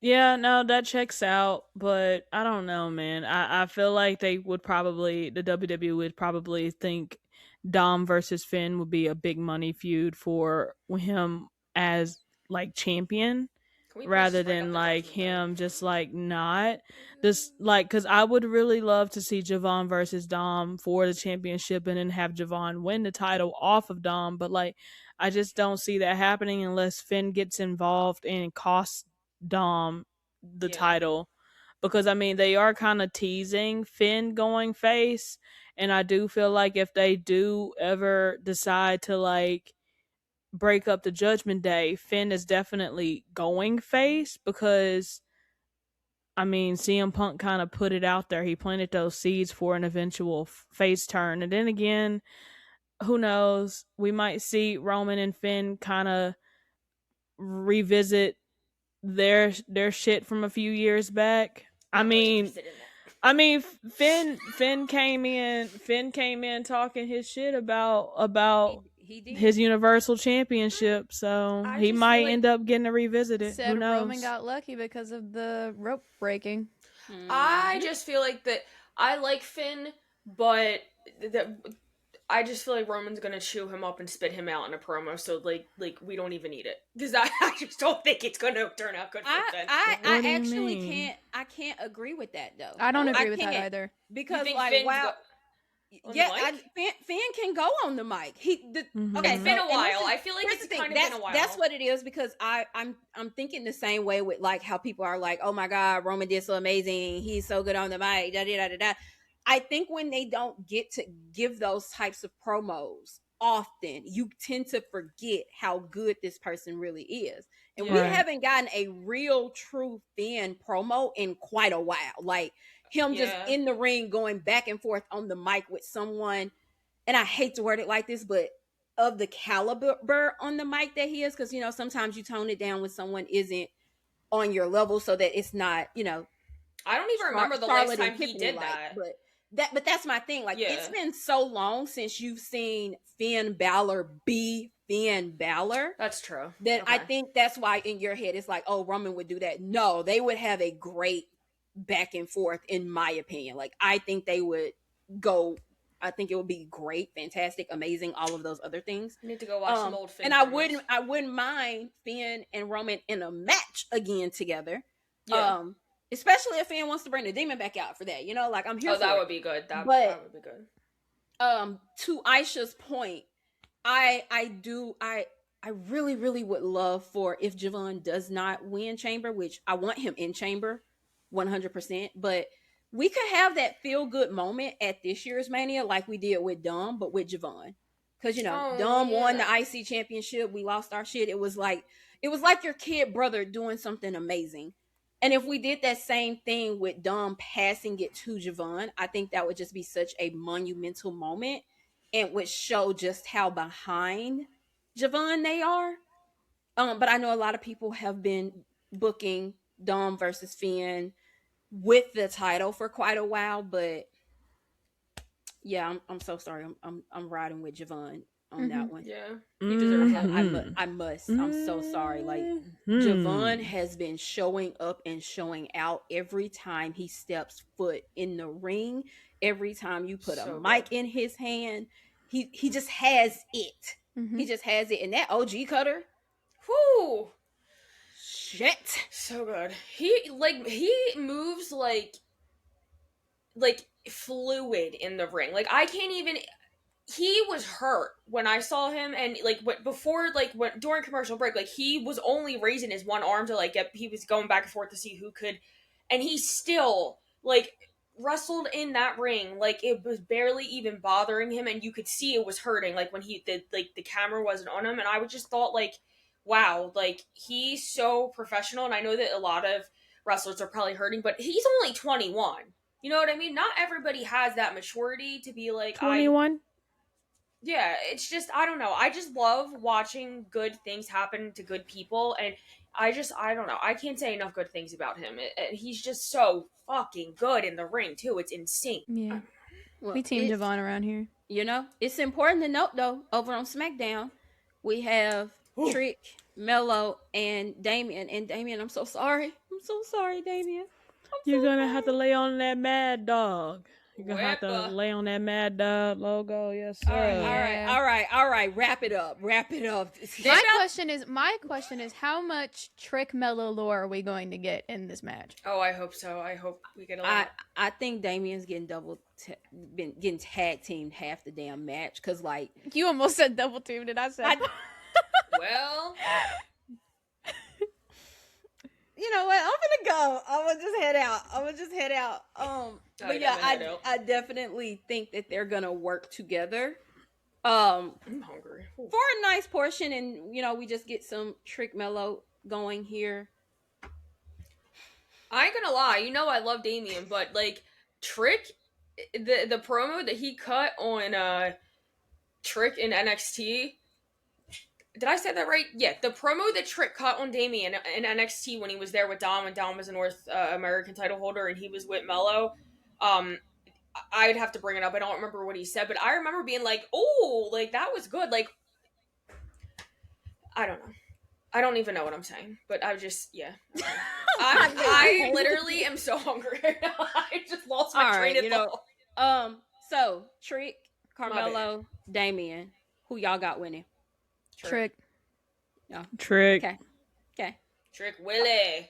Sorry, Trick has to win for me, bro. I'm sorry. Trick has to get in there. Trick and Jay both have to get those the final two spots. If Jay doesn't win, bro, because we don't know who his opponents are going to be in the triple threat qualifying match. If Jay doesn't win, I need them to go ahead and continue that crash out from November. Please. Because it's been since November. We haven't had him answer for that shit and at all, but you can still see that shit kind of is still affecting him in the little segments that they do allow him. So hopefully we get to see that happen. If not, I mean, oh well. I would love to see Jay in the Elimination Chamber, but if he's going to lose that qualifying match, I need it to be something that involves his story. Like I need something that's going to progress his storyline, because the fact, like, again, Naomi do any week now, you know, because we're getting closer and closer to our due date. She said around the time of WrestleMania. But like it could be anywhere between now and then. If Jim is going to go off to do stuff and be on paternity leave, then that leaves Jay to kind of like do his own thing. And it doesn't seem like they're going to let go of those titles unless they decide to drop those titles randomly in the next 2 weeks. But it doesn't seem like they're gonna do any. I don't think they will. I definitely think when Jim comes back, you know, they'll still be champions, but I don't know how the IWC is going to take that. If anything, it's just going to make hate for Jay a lot worse because Jim's not there and they're hogging. Fill in for Jim? No. I mean, I don't want that to happen either, but they've done it with like other people. Even still, who? You can't say Solo because Solo is over with MFT. Can't say Roman. And you can't say Roman because, I mean, while that would be an interesting dynamic, I just don't know. So, like, there's not really anyone that it would make sense. I'll even add, you can't say Cody because Cody's also on SmackDown, even though him and Jay have been a tag team before. So, you know, there's not really anyone he can do it with. Yeah, it's very interesting. He has a very interesting case, that's for sure. I just need his road to WrestleMania to be something. I figured out quickly. Is his match supposed to be tomorrow? No, I think they're gonna do it. I think they're gonna do it in Atlanta. The week of, it's the week of, right? The go home weekend, or the go home show of Elimination Chamber. Oh, like last minute. Yeah, it's the his match is going to be literally the last one, unless they do something else. I don't know, but I definitely can see it. I mean, I don't know. I don't know. It's Do you interesting. think Cody's winning champ? I really don't want to think about that, but I don't even know why I'm asking. I don't want to say Cody is winning. I know there's a lot of people out there that just automatically assume he's going to win. I just feel like it's incredibly too predictable of a win for him. But like I do feel like it's incredibly predictable to have Cody win the Elimination Chamber. Like the moment that he was announced to win it, everyone was like, "Oh, well, there's our winner. What's the point of us doing the Elimination Chamber if that's our winner?" I mean, you think LA Knight's gonna win? Sorry. Because I don't think that's happening either. I'm sorry. I don't know. I have to agree with Aisha, but I also have to just be quiet a little because I felt like it was quite obvious Roman was winning also. And he did. So, there's not much I can say, but I'm really intrigued because how do we get Jacob and Sammy into this match with them? Or is like one of them gonna cost Cody? And I'm just confused on how this 4-way is going. Like I don't know. They didn't think this through like at all. At all. It's not quite confusing. Interested in any of that. Like it's sad, but unless there's like a plot twist that I'm unaware of, I'm just not interested in whatever Drew McIntyre match is going on for me. I don't even think it'll be a plot twist unless they somehow find a way to get Jacob off in that damn cage to take Cody ass out. But like, Jacob, if you hear me, just kidding. I mean, he could always pull a Jade Cargill. Yeah. Sorry to everyone that's gonna cause a traumatic experience too. So sorry. I'm sorry. Either that or Drew McIntyre somehow has hid himself underneath the fucking cage and find his way through one of the grates into the damn match to Claymore Cody, and I'm gonna be even more mad because why the fuck are you there? He might. But I wouldn't put it past Drew. I wouldn't either. I know, man, and the fact that I just spoke that into existence, I'm sorry, y'all. Forgive me. When it happens, y'all go after Aisha. Oh damn! Because I also think that I don't like what's happening over there. I don't know. Like, I wish that they would find a way to give it to, like, have him and Oba be in a match because of, like, the Saturday night main event spot where, like, Oba, but I know that, like, doesn't really make any sense right now. I mean, if Oba's gonna take that title off of him, I wouldn't mind. That's what I'm saying. Like, I wouldn't mind, but I just don't like anything happening with that right now, and I don't really want to see Cody and Drew for the 100th time. And I don't want to see. It's a very sticky situation. Very, very sticky situation. It's one of those situations where they didn't really think about what could possibly happen. And this is one of the issues with WWE Creative because they just keep on wanting to run the same match over and over and over and over again. And there's no new way to rehash Cody versus Drew McIntyre. Drew's not that interesting of a person to do that with, and Cody's just he keeps reiterating the same shit because what do you mean you're 2 matches away from the dream? So is the dream different than the story? And is the dream main eventing a WrestleMania? Because babes, you've done that. Is the dream winning the Undisputed Championship? Because babe, you've done that. Twice. Like what dream are we talking about? To be a third time, and at this point, I just feel like we're never gonna get Randy and Cody. Like at this point in time, we're just never gonna get that either. So I don't even want to see that. I like if Randy wins, yes, but. I mean, it's possible, but I think what they were doing with this story with all 4 of these people is they wanted to keep us they wanted some intrigue. They wanted you to not be able to guess which way they were going to go and who they were going to pick. And but at the same time, it all, that's why they did the, the 3 stages of hell match, and oh, this is the last time. But the thing about that is that the way you've laid out everything after that is kind of all pointing directly to Cody. Yep. If Yeah. Cody would, now what they could have done is had Cody lose his qualifying match to one of those other two, and then do like a kind of like wild card match or something where they picked 3 people that were in the qualifying matches from the former qualifying matches, put them in one new match, and that's how he got in. Very last minute, very, oh, I had to work for this, I had to fight for this, I had to earn this, yada yada yada. And then I think that way there would have been a little more mystique, I guess, a little mystery, because then it's like, well, oh, Cody lost. How does he get there now? Like I don't know. I think we could I have just just kept that mystery better.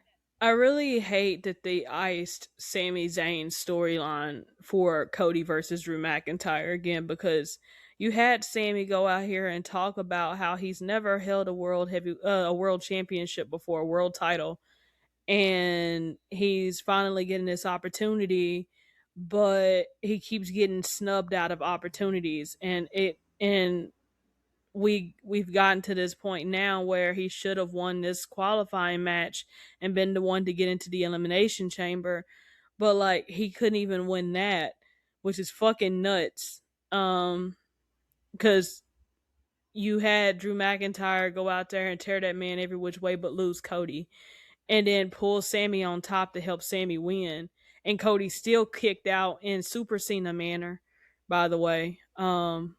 And like win the match. He won the match. But like, and before anyone get in here trying to overanalyze this to make 5 or 10 tweets about this later, I'm not disappointed in the fact that Cody won at all. It's just entirely too predictable. And no, I don't care to be convinced as to why it's not predictable.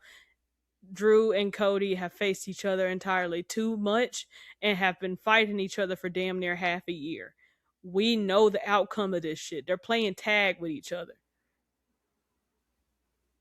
It's just I would have rather seen something else happen and Cody somehow find his way in it like Rhea did last year.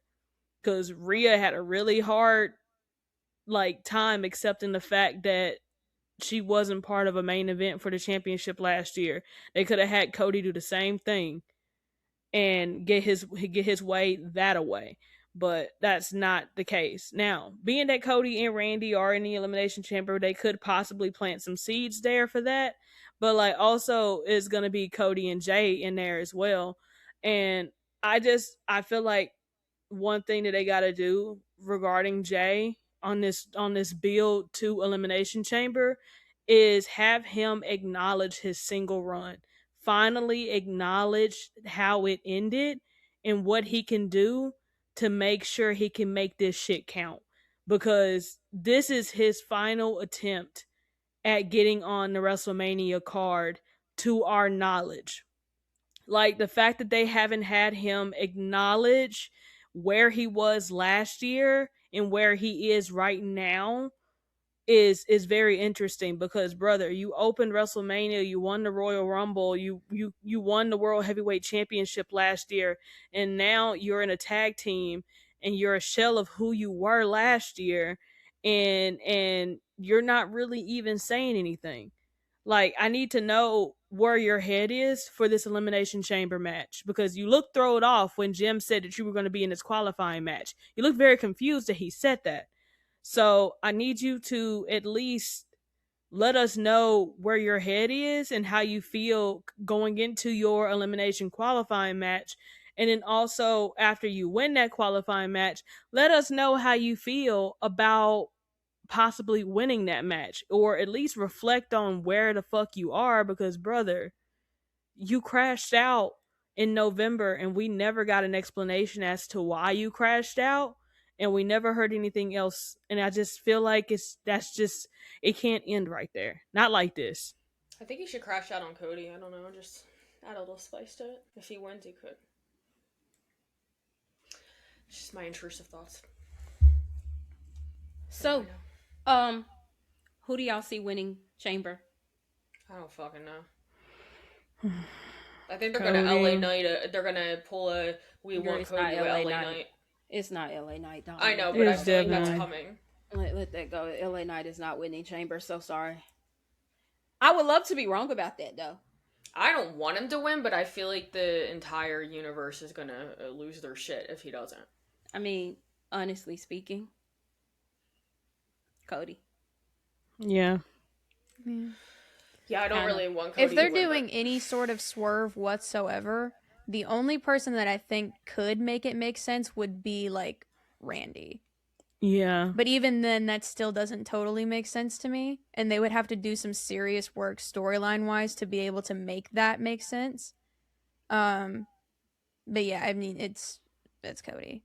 Yeah, because it just seems like Randy's mission is just to get the 15th championship rather than like having any type of like storyline or anything to be his motivation other than that. Because if it was Cody who was still champion, then we would kind of have a little bit of more to grasp with Randy. But because Cody isn't the champion anymore, we don't really have much there for Randy to kind of give us if he was to go up against Drew McIntyre. And Randy would have to go into this a face. And babe, I'm so fucking tired of face Orton. I don't want face Orton anymore. I want heel Randy back, and we were so close to getting that with him and Cody, but Cody just had to drop that title. This is that why I was fit I rooting just had over for this whole situation. This is why I was rooting for Cody. If they were gonna do Cody and Drew again, do it at Elimination Chamber. Have Cody win the title at Chamber. Have Randy win Chamber, and then go that route. Mm-hmm. That would have been the ideal scenario for me for Chamber. Right. But now If there that's is not a happening, Saturday and I night- feel like we're just kind of what? If there's a Saturday night main event, that could happen. If There isn't. It doesn't. There one. isn't. Oh no, yeah, no, that's not happening. I don't know. Then I got nothing. I mean, not unless they decide to last minute do Drew versus Sammy or Drew versus Jacob at Chamber and let one of them win the title off of Drew, which, Huh. you know, but That's looking slim. yeah, that is a very 0.00001% Like very wishful chance. thinking. Yeah, it's not happening. But I think that would have been a better way to go about this whole thing, so it would kind of make sense that it was a triple threat. But you know, I have a question for Mads real fast, actually, before I forget. How did you feel about Tongaloa no selling Ilya's chops on Friday? Haley, I'm gonna need you to get out of my face. I just said there's I'm gonna my need you to infamous get out of my face. Tongaloa. I'm gonna need you to get out of my face. No. Hated every single second of it. Actually, You Hated almost every pulled single drawers second of down with it. hated all of it. You know what though? Speaking of that match, because I wanted to bring it up. Speaking of that match, two things. One, how the fuck did we forget who the fuck Tama Tonga is? Right? He's so fucking good. How did we forget? Number two, how did we forget who I'm not gonna call him that. How did we forget who Jeff Cobb is? I think some of us never knew who Jeff Cobb was. That might be Do the we? problem. That's I probably mean, I saw Lovely, shout out Lovely, fighting for her fucking life on Twitter earlier because folks were for sure like shitting on Tama Tonga. which is crazy. And they were like, and Lovely was like, bro, do y'all like, I could tell y'all have never watched New Japan Pro Wrestling whatsoever because In your entire fucking life. like Tama's that fucking guy. Like, what are we talking about? You've never watched fucking PWG. You've never watched New Japan Pro You Wrestling. don't even You've gotta never watch that watched many fucking- matches to see that he was You that fucking don't! guy. Like, I literally only watched a handful, and I was like, God damn. You like, know fuck all about Bullet Club. Like, I want to strangle people sometimes. I love his little hands that he used to do, just like coming down to the ring. The little, when he did that. like, yeah, he was vibing, bro, I every miss that single song. time. Man, Tama Tonga can still fucking go. Jeff Cobb can still fucking go. I'm gonna need y'all to get hip. And what are they doing with Tala? I want to call him Hikaleo. Here you go, bro. Because I'm getting mad. Like, he's too big of a man to be sitting around and doing nothing. We're getting Tala Tonga versus Powerhouse Hobbs. How about we get Tala Tonga versus Omos? Because listen, brother, Omos is like in the AAA universe right now with. Oh, okay, but like this is the thing. There's not too many people on the WWE roster that are over the height of 7 foot, other than Omos. So he would have a hard time fighting a lot of foes because basically everyone are 5'5" mamacitas to him. Well, yeah, this is a gripe that I kind of have with every wrestling promotion at the moment, but wrestling promotions don't know how to handle like bigger men. They don't know how to book them correctly. And that's been a complaint that I've had for like years, right? Because they've mismanaged the shit out of Omos. At some points they mismanaged Braun Strowman. They're mismanaging Hikaleo. Powerhouse Hobbs made his debut on Main Event. Like, I think the reason why they did the Powerhouse Hobbs stuff for the Royal Rumble was to get him acquainted with the WWE, or just kind of to announce that or confirm the rumors. But like, I don't know, he might eventually pop up, but like at this moment they don't really have a spot for him with major stories that are happening until like after WrestleMania, unfortunately, because if not, he's gonna be in the fucking Kit Wilson vortex like Obafemi is right now. Yeah. Like they got Oba. Like that's why I wouldn't want Oba over on Raw. I mean on SmackDown, because they would just throw him up against Kit Wilson and have Kit Wilson just getting squashed left and right. Oba would fit in a bit more over on Raw to me, because there's a bit more heavy hitters and over there for him to go up against, and we wouldn't have to worry about that situation of him just getting thrown or him being fed to people. Like people talking about the Wepaverse and everything. Like, sorry, Clarissa. It's very real, unfortunately. It's a real thing. But did he actually sign the pipeline of ex AEW wrestler to Damian Priest is a very real thing. It is. Did he sign to SmackDown or no? Not yet. Fightful did confirm that Royce is on SmackDown, but Oba hasn't signed to yet. I mean, he was yeah, it did look like he was gonna, but I think Adam is finna Adam we had to use his bald powers to his bald telekinesis, bro. Like get in that man's head. Like, please, brother, connect to Obafemi and like get him on Raw. We need him on Raw, because I just know that him versus Roman Reigns at some point would be fucking heavenly. I know for a fact. Him versus Gunther, when they're done trying to push Gunther as a new age legend killer, would be great as well. I don't know, man. I don't know. If they wanted to push or finally acknowledge that Bronson Reed is also one of those guys on Raw, they can have Oba and Bronson go up against each other.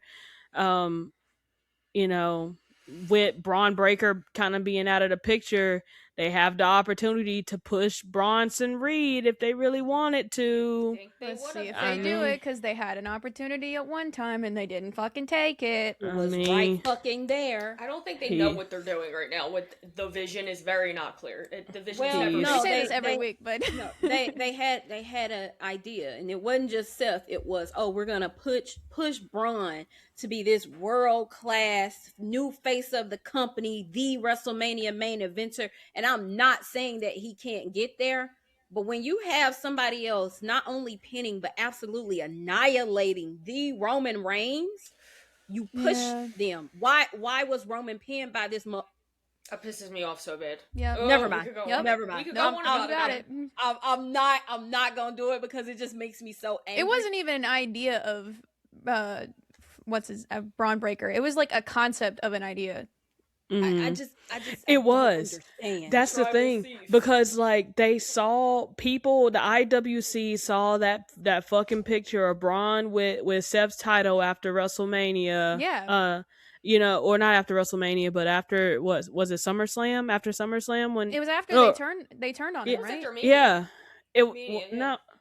Was it after? No, it Mania? would've No, been- because Seth was no. injured. It was It was after summer. Oh, my bad. You're right. Sorry. or It was- after I mean, Crown now, Jewel. It would have been after Yeah, like Crown Clash Jewel. in Paris. Yeah, it wasn't immediately after, but it wasn't before SummerSlam because he didn't win the title until SummerSlam. Yeah, it was Wow. Crown Jewel because it was the coast to coast headbutt that took him out. So it was after Crown Jewel. And so they saw that picture with Braun Breaker carrying a title out, and folks were like, "Oh yeah, this championship just looks so good on Braun Breaker. We got to get him in the championship scene."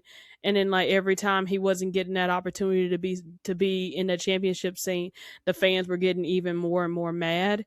And so I feel like the IWC kind of had some motivation and having Triple H put him in that spot, because they were very much so. It was quite obvious that they had plans of being or pushing Bronson Reed to do something, but like when they saw how receptive the fans were to Braun Breaker, they were like, you know what, let's start pushing him. And I feel like they pushed him entirely too fast and put him on the fast track to get to where they needed him to be. And when they started doing that, he started to get more sloppy. People started to be annoyed with him, and they were over it, like having to see him. Like they were giving him the mic more, and having him on the mic was getting painful to hear or listen to, because he was just he was saying other people's lines, and then and his voice was cracking. It was all bad, bro. It was all bad. Yep. Like I don't know, man. I don't know. But I mean, I wish him a speedy recovery. I hate that he's not going to be Absolutely. able to be there for WrestleMania, because now that leaves Seth Rollins with nothing to do unless they somehow pivot that, which is going to be very interesting, because I don't need Seth Rollins versus Brock Lesnar again. I mean, I did love the Beast Slayer era of Seth Rollins, but like, imagine Paul Heyman being like, "I got a trick for your ass, Seth, since you causing all these problems," and he sends Brock after Seth, and then we have that whole situation. You can see that That's happening. a threat. That That's is a a threat. It Do is a you threat. It's a think big that threat. Seth will be I'm back going to bed. by I'm going to Mania, bed. though, with everything going on, or do you think he's just going to come back after? He's definitely coming back before Mania. He'll be cleared before Mania, and Seth Rollins is not someone who wants to miss a WrestleMania. Let's be honest. Mind gonna you, find that a man way. was at Raw. Mind you, that Selfishly, man I was want just him at to Raw. sit out. He was literally falling off the bone at WrestleMania 40 and was still in that I bitch. remember, couldn't even stand. For He's my not. own selfish reasons, I want him to stay home. Can I ask what the selfish reason is? Just because I don't want to see Seth versus that man. Okay. I just don't okay. want to see it. Well, Okay. I don't want to see Seth, Seth enter do into something any- and keep yourself at home for until right after WrestleMania. You can come back I to Raw mean- after WrestleMania. That's I fine. mean, but what It's else either- could they put him in? Logan Paul. do not speak that shit into existence. Well, Seth mean- Rollins versus Logan Paul. that has he. That makes more sense than fucking Brock Lesnar. I mean, Brock is still like he's if I still have someone to see, that Paul if can I have phone. to see Logan Paul go against an all-time great at WrestleMania one more fucking time, Well, what do you expect? You know that. I mean, if I have to see it, I'm gonna paint the ceiling with my they're thoughts. gonna do Like Bad Bunny versus Seth Rollins. They could do. I don't know how it makes sense, but they could do Holy Bad Bunny shit. versus Seth Rollins. What the fuck, I'm dog? serious. What the hell? I'm serious. And it just Haley. It went over Haley's head, bro. Oh my god, man! What did No, you say? I'm I'm serious, not though. repeating that fuckery, dog. I'm not. I can't believe as soon as you said, I was like, wait a minute. No, As because my someone- dumb ass went paint the. Oh, I immediately Yeah. got it because you know. yeah. Hell Shout out yeah. mental illness. Yeah, hell yeah. No, Shout out I mental understand illness. now. I just clicked what you Yeah, said. no, I you can't. I don't. beautiful- you For my beautiful own mental summer health, child. do not give me Seth Rollins versus Logan Paul. Do not do it. You're so pretty, Haley. You're so pretty. You're so pretty. Oh, you know what? This is the thing, and this no offense, because I tell everybody this. I say it to myself too. When it started, I'm not gonna lie to y'all. It started because of Jay. Okay, me doing that started because Jay would tweet or say something, and it would be, either it's Aisha right here. It's either like, spelled incorrectly or something. I'd be like, you know what? He's so pretty. He is just so pretty, but sometimes. Via wires just calling aren't me a sweet connected. summer child. That was Yeah, the first because person you to are call me that. you are such a sweet summer child. You pretty I've never girl. been called sweet in my life, so that's interesting. Wh- Not even like by anybody I know. Well, No one. Haley, I'm a pain in the ass, not sweet. There's a anyway, I'll a little explain. butt pimple you can't get rid of. I'll explain what the meaning of that is later. I don't know if you know. But anyway, we still have one match to cover, guys. I don't know if there's much to cover though, because it's CM Punk versus Finn Balor for the undisputed. Oh, what's that? I'm glad you asked. Or whatever they say in Wicked. It's called Grown Woman, a fragrance, a house fragrance by Clarissa Charismatic C. You feel me? Oh, she making house fragrances again around here. No, this one I've just been spreading out because She sprayed all of Alabama with the other one. it fell off. It drove off the top of my car. I was so devastated. For those who are unaware, I do have a candle and home fragrance line that I am in the process of reopening. It has a whole new name and branding. It's called Hardy Lane Candle Company. Oh, I like that. And I have a WWE collection that I am working on, and one of them is, of course, Acknowledge Me for Roman Reigns, and it smells fucking fantastic. It smells so good. Aisha was probably the first person to ever smell. It is a custom blend. I am her It nose. is a custom blend. Yeah, she smelled all of the first 4 that I'd originally have, and I kept 2. One of them still working on. Either way, so Grown Woman is a signature scent from that line, and then Acknowledge Me is from the WWE collection. And if I could just get moved, we can get back on that. So little promo. Yay! Coming exciting. soon, coming at some point, eventually. Coming soon to a computer near you. Haley, All right, Punk and Finn. Well, Is it, you know what? Is it even? I hate to say it like this. Is it even worth discussing? the match will be good. yeah, It'll be a good great match. Match will be. That's all that fantastic. matters. All right, then. Okay. All right. Because he's Alright. not winning. No. No. If he does, I'll throw a fucking fit. I'm not gonna lie. I love Finn, but like, I'm sold I already. need that Absolutely. Punk Which match. they probably shouldn't have had Roman go ahead and say, Pikachu, I choose you so quick. Well, Punk rage baited him into picking immediately.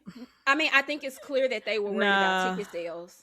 Yeah, They were no, worried I mean, about it I makes don't- sense. I would have wanted him either way, but I don't think Punk rage baited Roman into it. Roman already had his mind made up a long time ago, which he said, because like what was the whole fucking reason of Punk after War Games talking big shit behind him after they just shook hands? Like, oh yeah, yeah. like y'all, The Z-Bros. you in the back talking shit to Roman, holding the title high above your head behind Roman, antagonizing him. Like, of course, a bloodhound was gonna smell blood. Mind Like- you, he was probably finna leave Punk ass alone. Like it He was was quite done. obvious.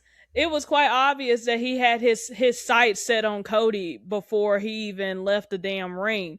But once Punk started doing that pick me ass shit behind him, hey, you got his attention, dog. And before anyone He says said, you Cody want to be wasn't, funny?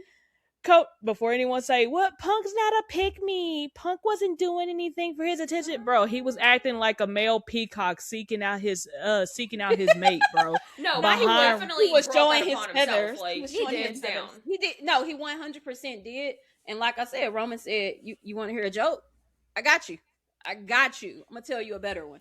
I still can't Here we believe he go. brought up the podcast from 10 years ago. Like, I mean, I'm glad he did. I'm glad Yeah. he did too. me Because too. No, it was as you such a fucking good should. promo. Oh god, it Like, was so good. this is the thing. The thing is with them saying about the ticket sales, I'm sure that's why. But here's the thing: in what universe was Roman Reigns choosing Drew McIntyre? In no None. universe. now.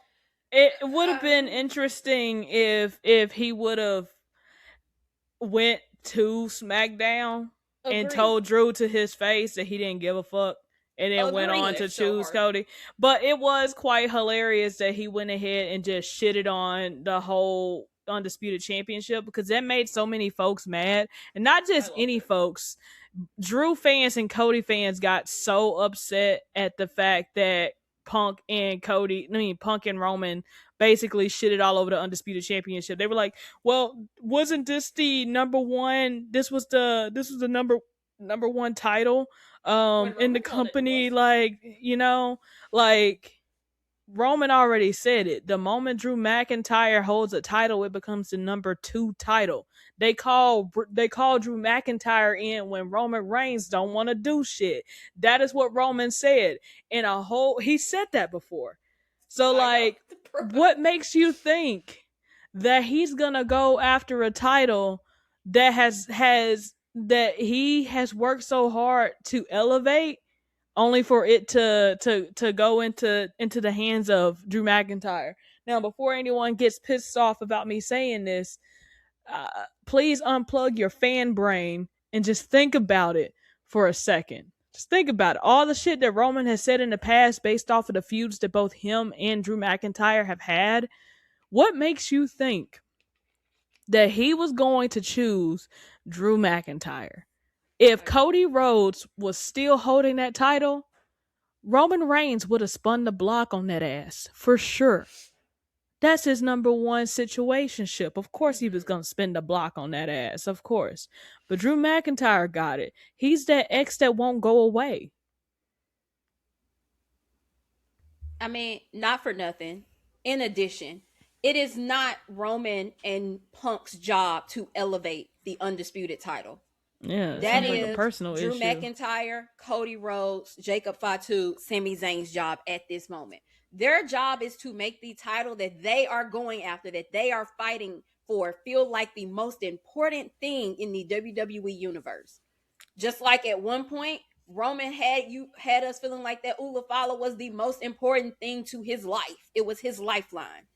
That's the same thing they have to do with the title. So of course they're going to say the title we are fighting for in the main event of WrestleMania is the title. It's the A title. It's the only title that matters.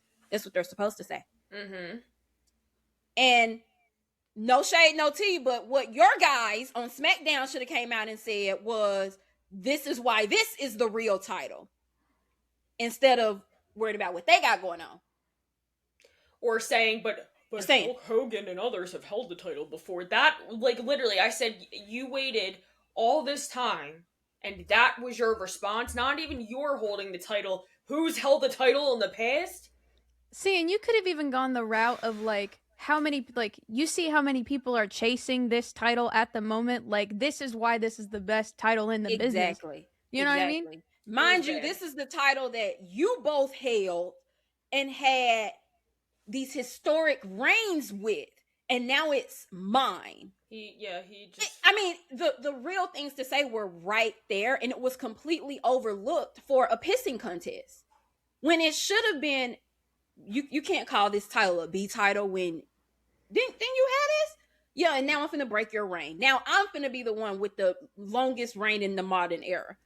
I mean, it was right there. I'm sorry it was right there. I'm honestly quite disappointed So disappointed with what we got on SmackDown in response to Punk and Roman, because I really wanted like an abstract battle between the two title holders to start, I mean, and I know Crown Jewel is so far away, but we all know that that's gonna happen at some point this year. We could have already got the ball rolling on this.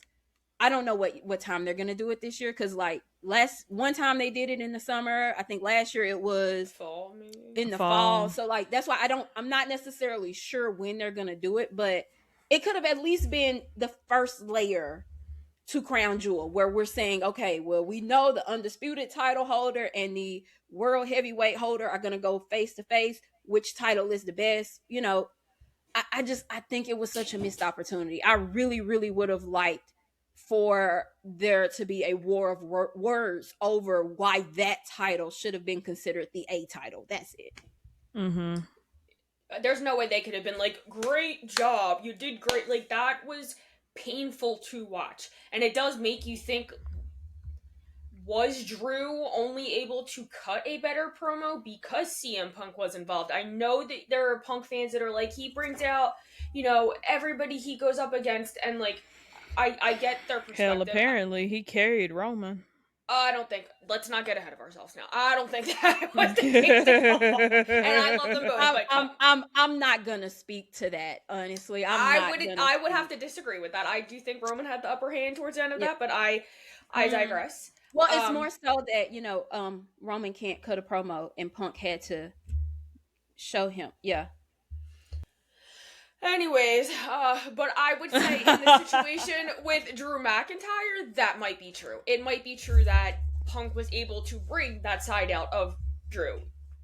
Roman can cut a promo on anyone. Bye. That's what I'm saying. These people need to not ruin this for me. Like, one of my favorite wrestlers are having this match. Stop. Like, no, because Carrie is really fucking insanity. Like, Carrie is that crazy, is insane. Okay. I mean, not that we need to listen to all marks, but almost every wrestling podcast on Sirius XM and everybody that works for that fucking company also said that Roman Reigns had the upper hand on that. Not that it matters what they say, but like, it's not just us saying it, So, not Sports Illustrated, not just Sports Illustrated. Us saying it. Busted Open says it. I wasn't even talking about that, but they did. It's not even just about having the upper hand or who came out on top at the end of it. Good. Was each person able to carry their own weight? Did each person match their opponent to where both of them are slowly inching up every time they hold that mic back up? Like, are you challenging your opponent to make them bring out the best possible promo skills that they can possibly bring to the table? So good. That is what a promo battle is supposed to be. And that is exactly what Punk and Roman did to each other. They were both making each other pull from the deepest pits of hell to try to minimize the other person. There was no carry. There was, I'm going to say this, you throw something back at me, oh, I'm going to take it a step further. It's when you go low, I'm going to hell. And that's why we got the whole podcast from all those years ago mentioned. So like, no, this was not a carry situation. This was let's see which one of us can just push you to the limit. Who's going to come out on top of this?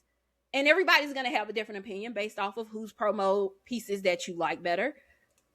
Punk was smiling like a child that was given a candy bar after doing good on a math test when Roman left the ring. You could tell. He got whacked. Stopped, turned around, and was like, oh my god. Like, you could tell he was like, we just did something. Like he was excited about it. And I mean, he got chose. And I don't mean that in a bad way. No, I don't mean that in a bad way. Roman is...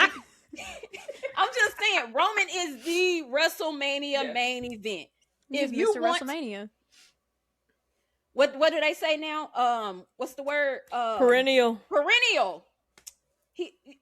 If you want to be the headliner,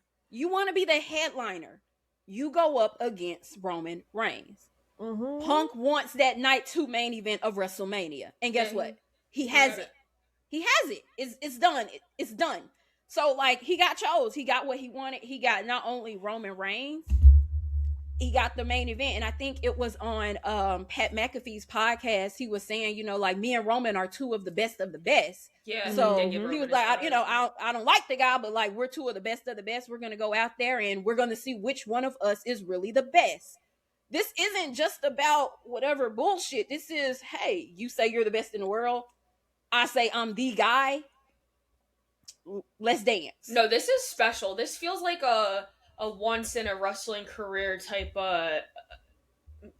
like situation we're getting. Like kind of how like the Stone Cold matches with, you could compare it to The Rock, or like The Rock and John Cena when they had that. Like that's what this feels like. And I like that like Punk and Roman are able to get under each other's skin and like almost kind of not blur the lines. They know it's still work, but they just have the ability to like fucking the bother only thing, each other, and I love it. The only thing that I would ask of Punk to abandon in this feud is this PG cookie cutter as like persona that he's adopted since coming back, because I need the version of him before 2013 when he's going up against Roman Reigns, because Roman Reigns is the machine that he hated in John Cena, but worse.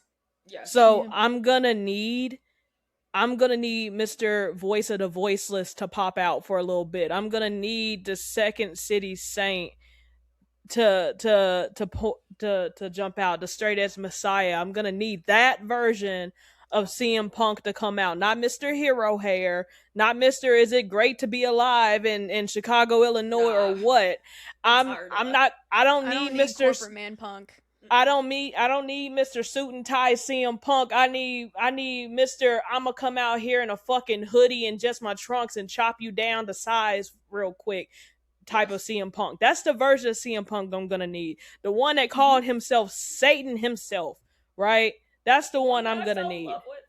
Like I need, that's the version that of Punk that I enjoy the most. This version of Punk I'm not invested in.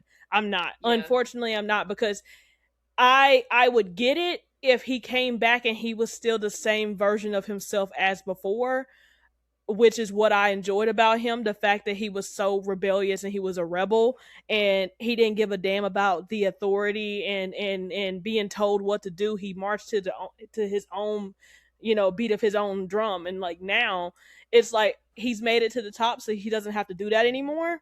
And I feel like it's just for me. And I don't want to sit here and be like, he's being a hypocrite, right?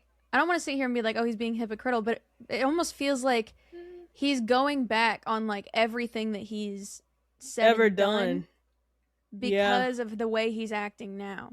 Yeah. And it's like I haven't been able to like fully like mesh with Punk because my fondest memories of CM Punk are the rebellious, are the Second City Saint, right? And like to hear how he talks now compared to then, he's a complete 180. Yes. Like this is a completely different person. He's got to be able to find a middle ground with that, I feel like with him coming back. And I will say as a Punk fan, like that's the Punk that I fell in love with, that made him one of my favorite wrestlers of all time. I wish he was more of that too, because he also didn't have to constantly tell us that he's the best or find a way to tell us he's the best. He didn't have to do that. Now he's constantly going, I'm the best in the world. You want to fight the best, you got to go through the best. I'm like, brother, we know you're the best in the world. That was your moniker. That was your stick. Why are you saying this so much right now? Are they commercializing this for you right now? Or is that what's happening? Are they commercializing the best in the world? Are you getting money every time you say it? Like, please, brother. He needs, I hate this, he needs Dwayne Johnson to phone in. I'm not going to wish him on the show because that man pisses him off. That was the last, like, crazy promo we got where he was, like doing this. That's my thing. That's, like, and that's the thing, too, because, like, if we're going to get Punk versus Roman, I need him basically straight shitting on the Samoan dynasty. Like because like old Punk would have straight shitted on it, would have called out Dwayne. That's what I mean. like old Punk would have done that, and I don't know if this version of Punk would do that at all, or isn't willing to go there. Because like I'm like, okay, it's very easy to rage bait Punk now, it seems like, because he gets pissed off about everything. And so like I know I made a post not too long ago where I was like, I need Roman to rage bait the fuck out of Punk all the way to Mania, and folks were like, it's gonna be vice versa. Punk is gonna rage bait Roman. Roman, it was literally manipulated his whole family. You think he's going to kill what CM Punk The only says? man that can successfully rage bait Roman Reigns is Seth Rollins. It's Seth Rollins, bro. Like, he's the only one that knows where Roman Reigns' button is. That man, like, you couldn't find it unless it was Seth Rollins. Literally, unless it was Seth Rollins. Like, literally, how do you rage bait a man who has a dead stare every time he talks to anyone? Like, when he is standing across the ring from anyone that is talking to him, it's a dead stare every fucking time. That man has no soul behind those fucking eyes. So like, either that or he's judging you by doing that fucking like lip shit. Yeah, well, his face when he came out. When Punk came out and he immediately went to the camera for Finn, I had to like cut out half the video because I was laughing so hard. Because he went straight for Finn. Like, what he said you came out here and interrupted my Finn? The fuck out of you! I was like, oh. No, I'm like, really looking forward to them too, though. I am. I just really need Punk to lock the fuck in order for me to be fully invested, because like the version of him that we need for this match has been gone for 10 years. Like, I'm gonna need that version. I'm gonna need him to dig deep inside of himself for that version. Shave your fucking head if you have to. I don't give a damn. All right, let's not. If anyone's gonna bring it out of him, I don't know. Bald Punk was on that damn time. Yeah, I don't give a fuck. Yeah. So if he gotta shave his head just to light a fire underneath everyone's asses, including Roman Reigns, then by golly damn it, do it. Because Hero Hair Punk is not doing it. The only thing that gets him upset is when you speak about his wife, but that ain't Roman's style. Roman ain't gonna bring the wife in it. Roman's gonna get him psychologically worse. If anything, he's gonna acknowledge AJ's greatness, just like I don't need that. With Seth, because like when he brought it up against Seth, he was like, you're not the man in your house, your wife is. Yeah, I don't think Roman. It's not really Roman's style though. No, but that's what I don't want Roman to say anything. Me either. Either positive or negative about AJ. I don't want him to say anything about that later. Yeah, that's what I'm saying. I want this strictly Roman and Punk, because there's enough history, enough tension, enough everything for it to just stay the two of them. I think, which is why I say, like, if anybody is gonna bring back the Punk that y'all loved, because we all know I was not a Punk fan back then. I definitely think, girl, I hated Punk. What are you on about? No, I know. I just started liking Punk in the last year and a half. This is new. But if anybody's gonna bring out the Punk that'll take it to hell, I truly think it's gonna be Roman, because you're gonna have to say some fuck shit to get under Roman's skin. Because Roman's gonna start smirking at that man when he thinks he's delivering blows, and Roman's gonna be like, "You think that shit hurt?" Like, yeah. Anyway, and so that's when Punk's gonna have to go lower so he can finally get that jaw working again. Like, once that jaw starts working, you can tell. Yeah, because like I knew it was GG's once Roman said that he hated Punk. Like, it was GG's, and Punk didn't even react to him saying that he hated him. Last person that reacted to Roman saying that he hated them was Seth. Seth laughed in that man's fucking face, and then Roman proceeded to try to kill that man. He literally wouldn't let the guillotine go. He won't let me let go. And my arm is extra big. My beloved Seth and Roman. When Roman said that he hated Punk, I was like, oh yeah. I don't think Punk is fully prepared for the version of Roman that's about to come to this match, because hate be making that man do some really sick shit die. And it Oh, wasn't just he shit. started Like- hating him. I always hated you. I was like, ooh. Like, and he's gonna do it with the Lamilton stare. Like, that's what I'm gonna call it. Y'all know who Lamilton is? Like, y'all seen Boondocks, right? Okay, cause like he's Samoan Lamilton, bro. Hey, we Like, gotta get you some culture, bro. bro, he's like that. Cause like he's gonna be staring, like he will do the most evilest shit with a dead stare on his face. Like, man literally ran over Kevin Owens with a golf cart, and not a single reaction was on that man's face. It was like he wasn't even there. So I also watched him slam Kevin's head as hard as he could into stairs, And and, then- Sammy go ooh behind him, and he just kept He's a walking. fucking- It's nothing. Like, it's nothing to him. And that No. that man is a literal demon.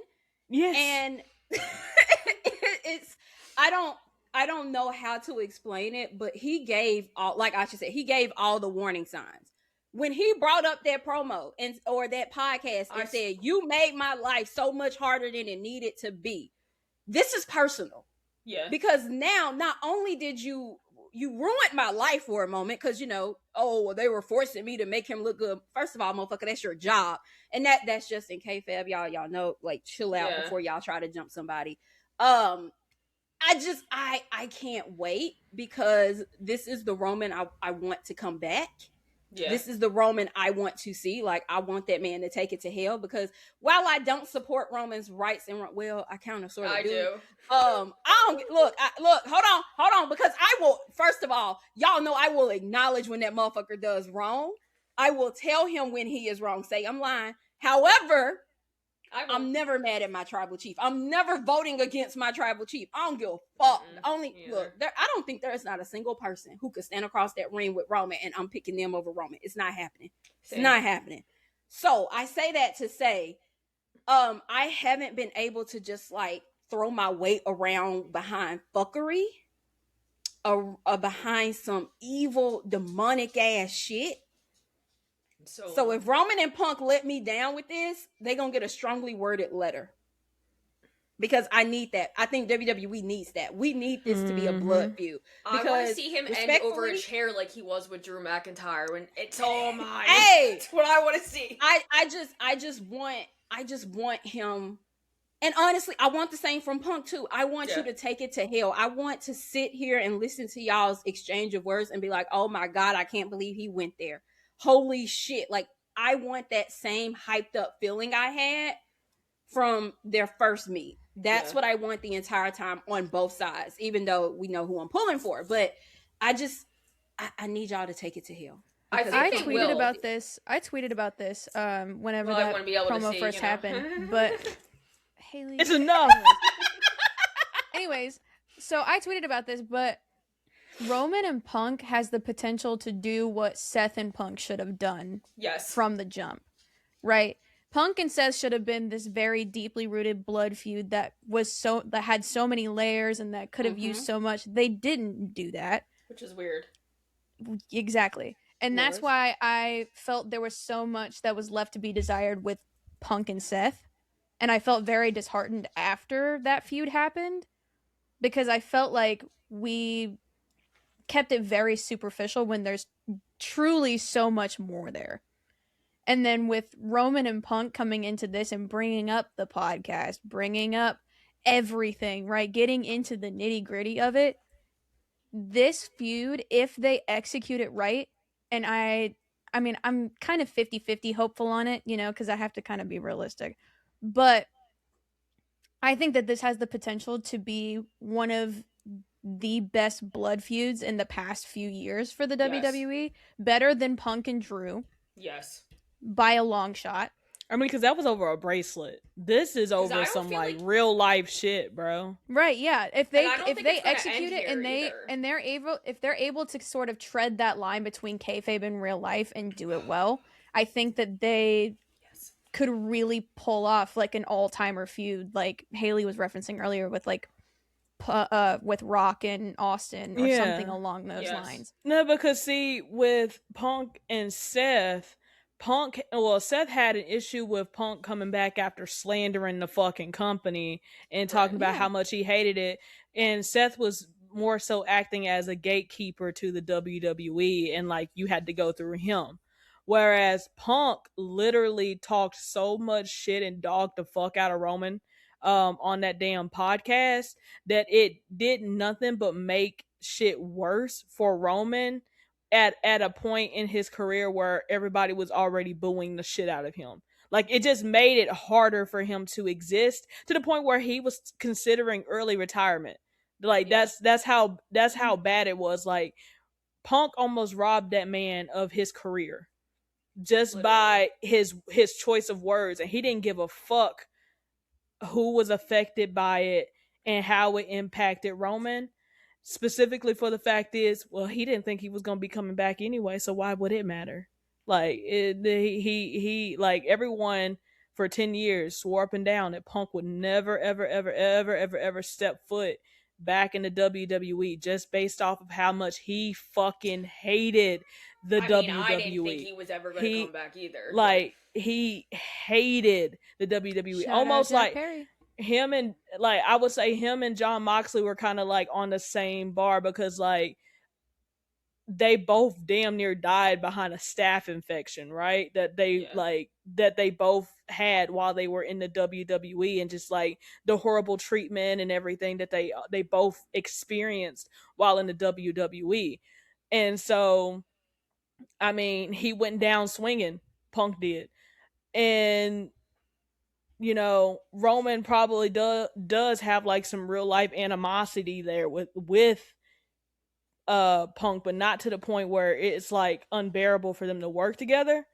But I mean, he could still be like, yeah, they could tap into it. Like there's always gonna be a part of him that's gonna be salty with the way shit played out for him earlier on in his career because of the things that Punk said. Like Roman just basically reminding him that he's gonna have to carry that weight. He doesn't give a fuck how sweet shit is with him and Triple H.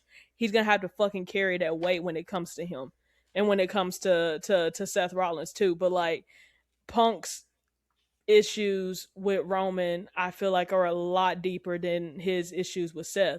I do feel like they could have gone into detail with Seth and Punk based off of the comparisons that Seth and Punk both received so much. Because, mind you, when Punk left the company, I left the company. Who brought me back into the company? Seth Rollins. Why? Because he reminded me so much of CM Punk.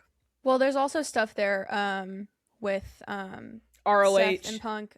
Well, not just ROH, but like Punk was Seth's mentor. Yeah, right. So him leaving the company, like really, like I don't know if this is like a whole in kayfabe. This is what Seth was talking about, but yeah, it really felt like a betrayal for Seth whenever Punk left because of how he saw him, and like even you know like with like, and that kind of ties into the whole like Punk talking shit about the company and stuff, like seeing this guy that he's looked up to and that like his hero, right? Seeing his hero treat this company that Seth has worked so hard to put on his back, like it makes him feel a type of way. And I think that there was a whole lot more to that like mentorship that they really could have touched in that feud.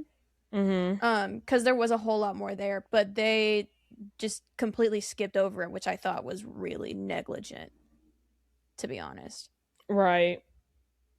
That feud definitely disappointed me, I will say. I thought it would have been a lot more intense than it was. Yeah. They definitely I'm sure they'll eventually be able to like tap into it again, but it'll probably be a later time by the time they're able to tap into it. Hell, who knows? Seth might have the opportunity or the privilege of retiring Punk from the WWE. Who knows? That might be when they revisit it again, because not Roman, shit, we're just cycling through names. Seth's whole thing was that as long as he was around, Punk will never get a title. Punk has the title right now. So because Seth is out. So his whole promise and his anger there is like if he was to come back on that same tip despite Punk having that title, it would just seem silly, in my honest opinion, unless he does something to cost him the title. So, for example, if he comes in during the match between Roman and Punk I was just about and to ask this. and help Roman win the title, and then and then somehow they turn around and it becomes Roman and Seth at SummerSlam, but we have Roman, Punk, and Seth at a show before SummerSlam. Okay. Like a triple threat of some sort for the title, because because Seth never lost his title. Roman is currently the champion, and then of course Punk is gonna be trying to get his title back. I just feel like that will be very interesting, and it could easily be the feud for the next few months in that combination if they really wanted to, like have Seth come back at WrestleMania, help Roman win the championship back, or help him win the championship, help him win it, and then Roman turns around and they end up Attack him having right after. And it's like, yeah, and I still fucking hate you, and you can take either that or Seth turns around and he attacks Roman after helping him win it, just to That's let him what I know, was saying. oh, okay.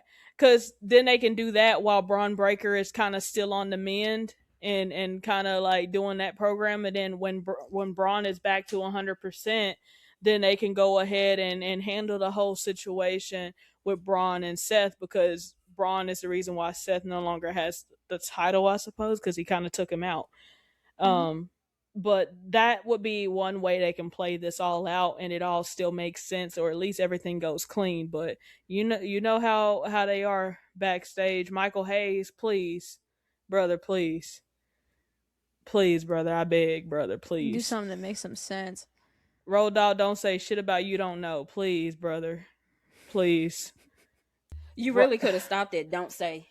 Triple. You could have stopped it. Don't. Just Triple H, this is not what we do. Somebody. This is not what we do. This is not what we do, Triple H. This isn't what we do. This can't be what we do. It's what we do. It's what we do. Like please, New I era. beg of thee. Because New era. you're better than this. Are you ready? You are better It's than what we this, do. bro. Are you ready for a new era? It's what we do. I miss Triple H's character in the ring. This is such a side note. Like, I was watching, I don't even remember. I think it was like early 2000s, but I watched him, John Cena, and Randy Orton at, I think it was at one of the WrestleManias, can't remember the year. And like, I just miss him being on Demon Time, man. I really he was a fucking force to be reckoned with. Clarissa, I know you're gonna appreciate that. I do feel like if he didn't have the pacemaker in his chest, he would be the Vince McMahon of this shit, version. yeah. Yeah. He would, because he was a menace. There is no. He would absolutely do it, and we would not have had Cody Rhodes versus Roman Reigns 2. We would have had It would have been Triple Rock H versus Roman Reigns. Yeah. hey, run it back. I would have been fine with that being we ran back. We wouldn't have had The Rock trying to step in and do it. It would would've be been Triple H. It would have been Triple H, yeah. I don't know, man. We could have got Cody and H versus Roman and Rock. No, because imagine Cody. Nah. Imagine Punk. Imagine Cena, right? Cena aligning himself with Triple H. Ooh, that would have hit different. I mean, Oh my because God. they did a while back, Cena was quote unquote part of the authority, against his will. I mean, he got caught in some situations like that a few times, because he was stuck in the Nexus for a little bit there. Yeah. I would love to see just one more time if the pacemaker could hold up just one more time, just one match. I would love to good, see actually. No, Punk and Haley, Triple H. Haley, I'm not good. hungry. Haley, absolutely not. I'm not Punk versus No. Triple H, loser has to go to the nursing home. Oh, Hey, Mass, I will come. Anyway, Say all that. absolutely not, because Tony, I'm sorry. he literally.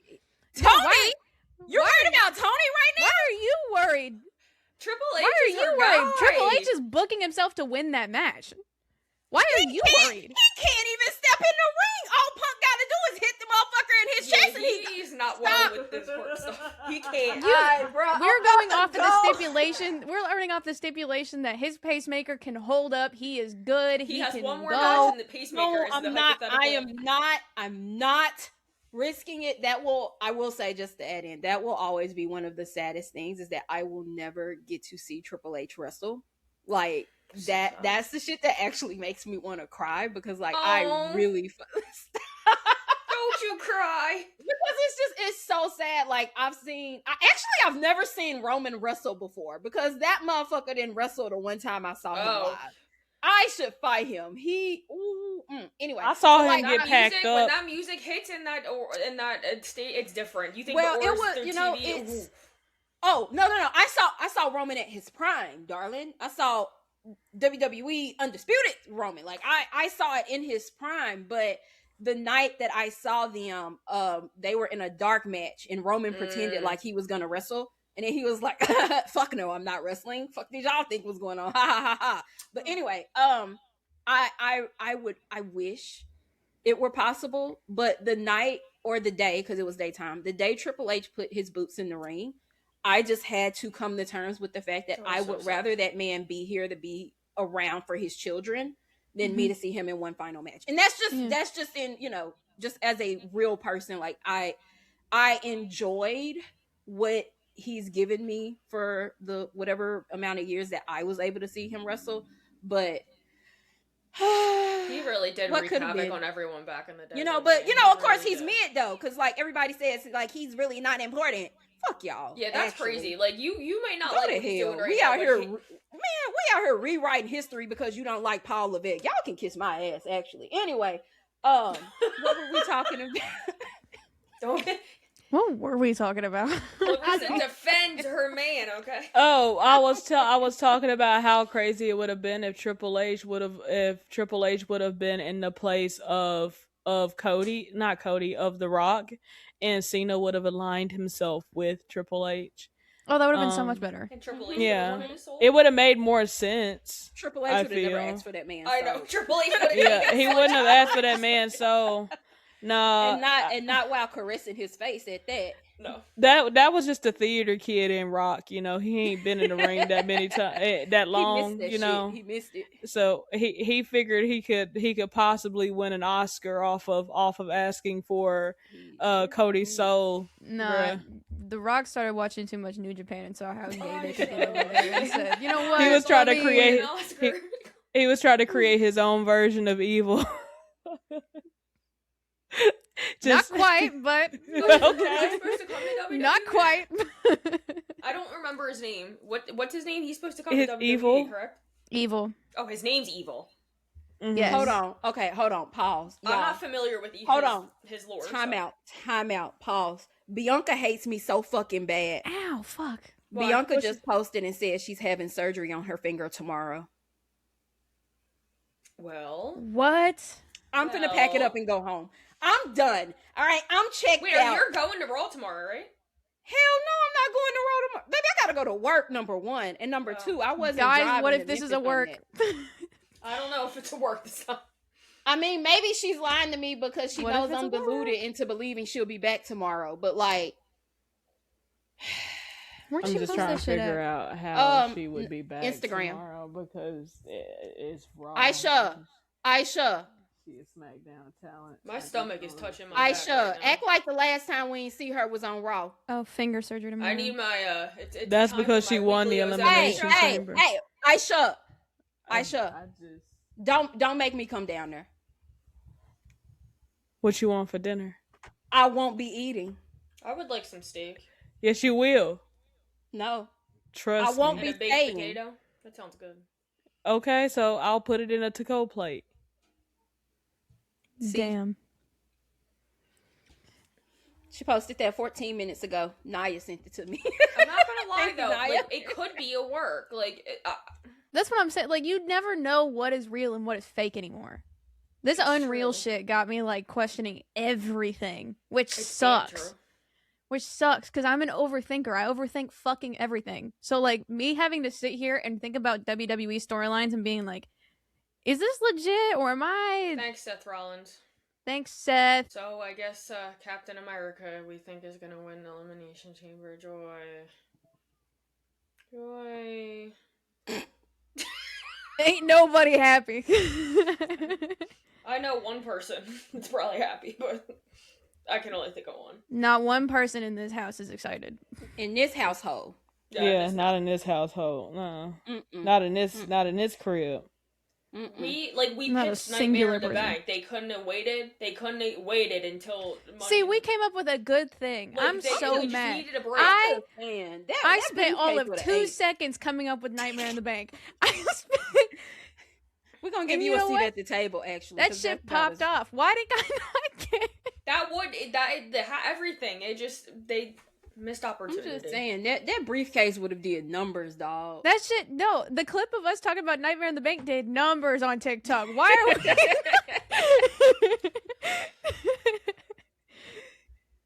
I don't know, man. I would love for a swerve because, like, you know, Swerve. Wrong company, babe. I know. like, Gourmet's what I mean. Okay, so what if they do somehow swerve us and Cody doesn't win? We'll cheer. Who would you out of everyone else? Who would you feel would make more sense to challenge for that championship? Randy. I think. Randy. And then Easy. you could get Nightmare in the Bank for that, and then there's your Randy and Cody. Oh my god. I just don't feel have like an answer. they'll somehow find a way to like prolong that again. Like tell Cody he can't cash in till WrestleMania.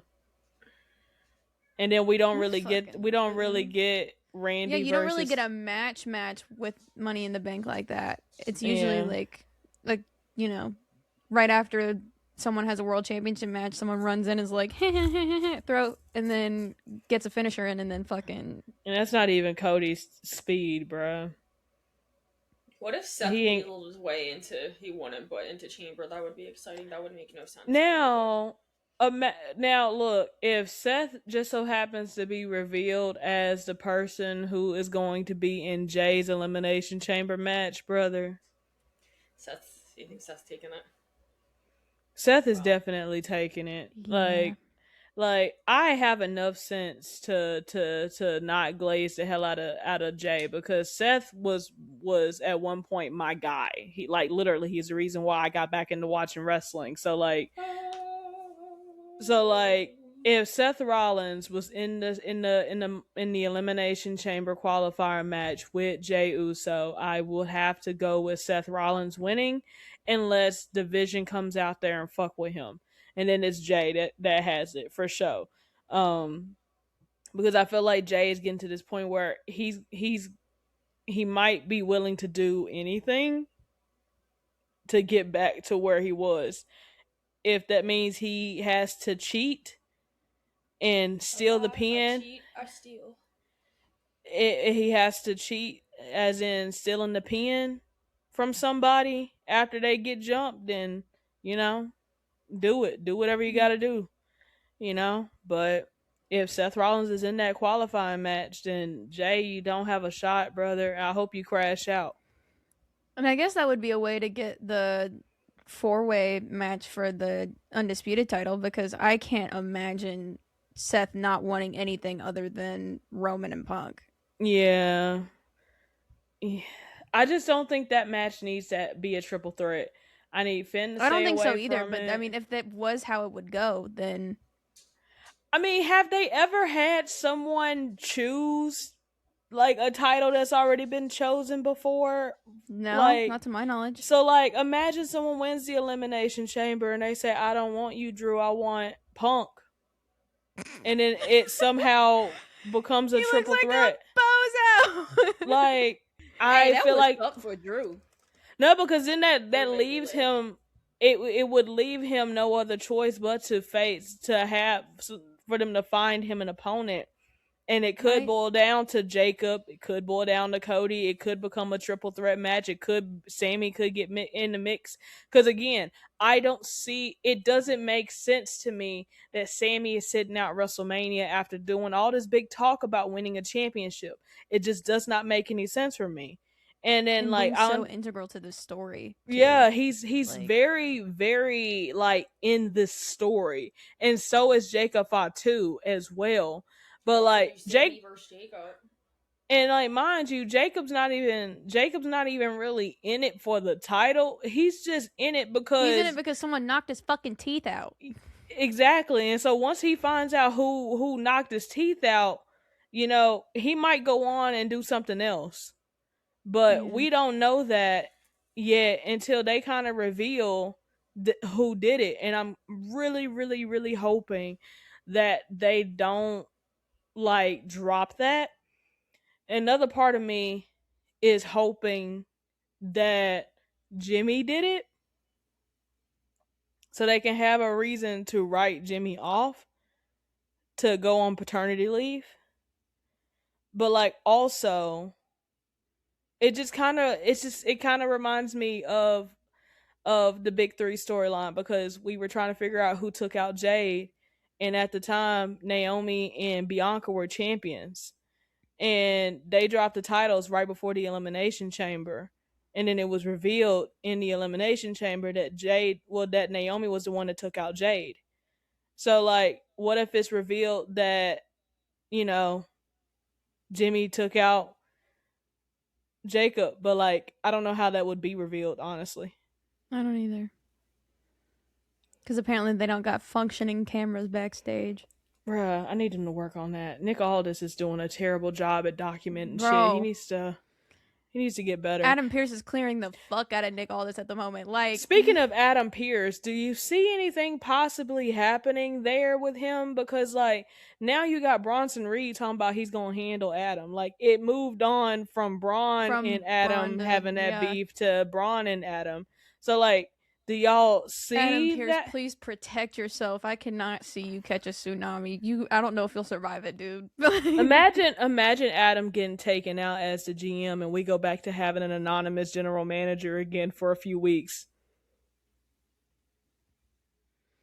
They got to bring the laptop back. They dust the laptop off and they bring Michael Cole back over the Raw just so he can be the person who reads all the messages from the anonymous general manager. That's crazy. Or I mean, it's either that or we have special guest general managers each week, and you know they'll have Jelly Roll be the first one. All right, wrap it up. Anyway, wrap it up. It's time to go. It's time to go. We're done here. I mean, who knows, bro? I definitely think they're teasing Adam Pearce lacing up his boots. I mean, if he does, good for him. Nick Aldis, fucking take notes. God damn, Nick bro. Aldis lock in, bro. Like, you a little too calm. Can you remember that you were a demon, damn it? Shit. Like, he's too calm in general. Like, folks will be, like, out in the ring, like, doing all sorts of crazy shit, like, tearing apart the tables and, like, destroying shit at ringside. And Nick Aldis is just sitting there just, like... just gentle parenting these folks, bro. If you don't... God, dude. Like, you in the middle of a bar fight. If you don't whoop these kids' asses, like... like, take your fucking belt off. Damn it, bro. Shit. If you don't start shoving these folks, like, what are we doing here? I mean, they got Nick Aldis and Adam Pearce having meet and greets at WrestleMania this year. Do they really? Yeah, Nick Aldis, Adam Pearce, Road Dogg, all the old heads are like doing RVD, Stone Cold Steve Austin. Like, the whole retirement home is outside. That's crazy. That's crazy. Like, what's next? Hacksaw Jim Duggan, bro. They finna meet Hacksaw at WrestleMania. All right. Have him out there with the 2x4. Hell yeah, brother. Yeah, I'm fucking with that. I see the vision. You know what? And they might. They just might. Who knows?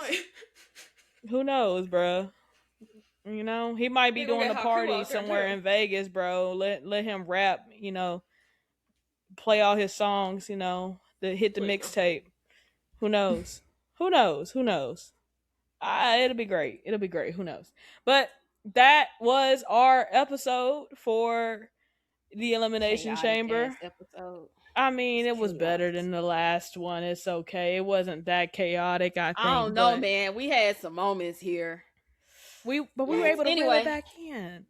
But yeah, thank you guys for tuning in. We'll be back for another episode after Elimination Chamber. We'll kind of be in the midst of the road to WrestleMania officially. I suppose we can kind of like start playing around once they have the Elimination Chamber kind of sorted out. I guess we can start playing around with WrestleMania match cards and potential storylines, and do stuff like that. I'm looking forward to the road to WrestleMania because not only are we going to be doing that, but the Too Sweet Society is going to be in Las Vegas. Woo! Minus Mads, bro. Minus Mads, but because Sleep Token. But no, because I'm going to London in August. Oh man. Sleep Token. Anyway, but yeah, the Too Sweet Society is gonna be in Las Vegas for WrestleMania weekend. So go ahead, if you see your ladies in pink and then me in black and white, please come say. I mean, I actually think I'll probably be the only one in pink. Yeah, I wear black a lot too. Yeah, it'll be y'all. Look for a little midget with red hair. Right. Girl, bye. Oh, and apparently, do y'all remember in that one episode when I was like, "There's no fucking way we're doing a Too Sweet karaoke"? We will in fact be doing Too Sweet karaoke in Vegas. So, y'all have fun with that. I can do it back with everybody. This is what y'all. All right, this is what y'all have to look forward to. As you can tell, I've been outvoted. I have in fact been outvoted. I just felt like Haley couldn't talk about a Too Sweet karaoke anymore unless she was gonna bring her ass out to Vegas. Cause like I didn't want to hear shit else about FOMO this and FOMO that if you're not gonna bring your ass to fucking Vegas. Yeah. So so we finna be outside.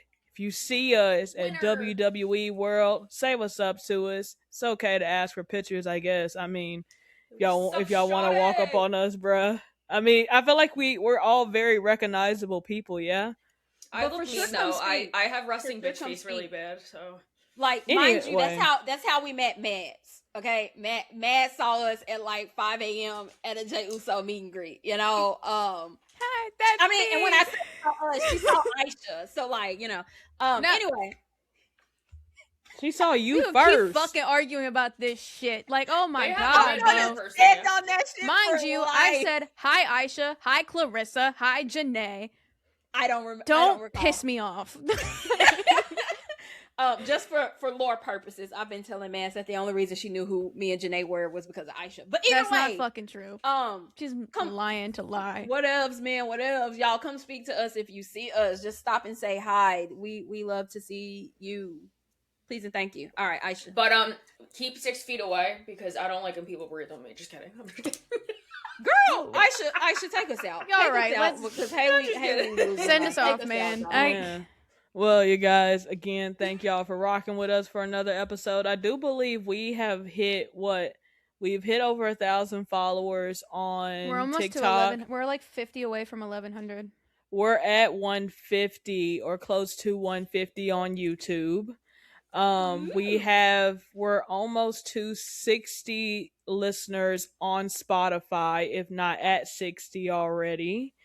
Instagram, we're just a little over 200. I think 203 is where we're at.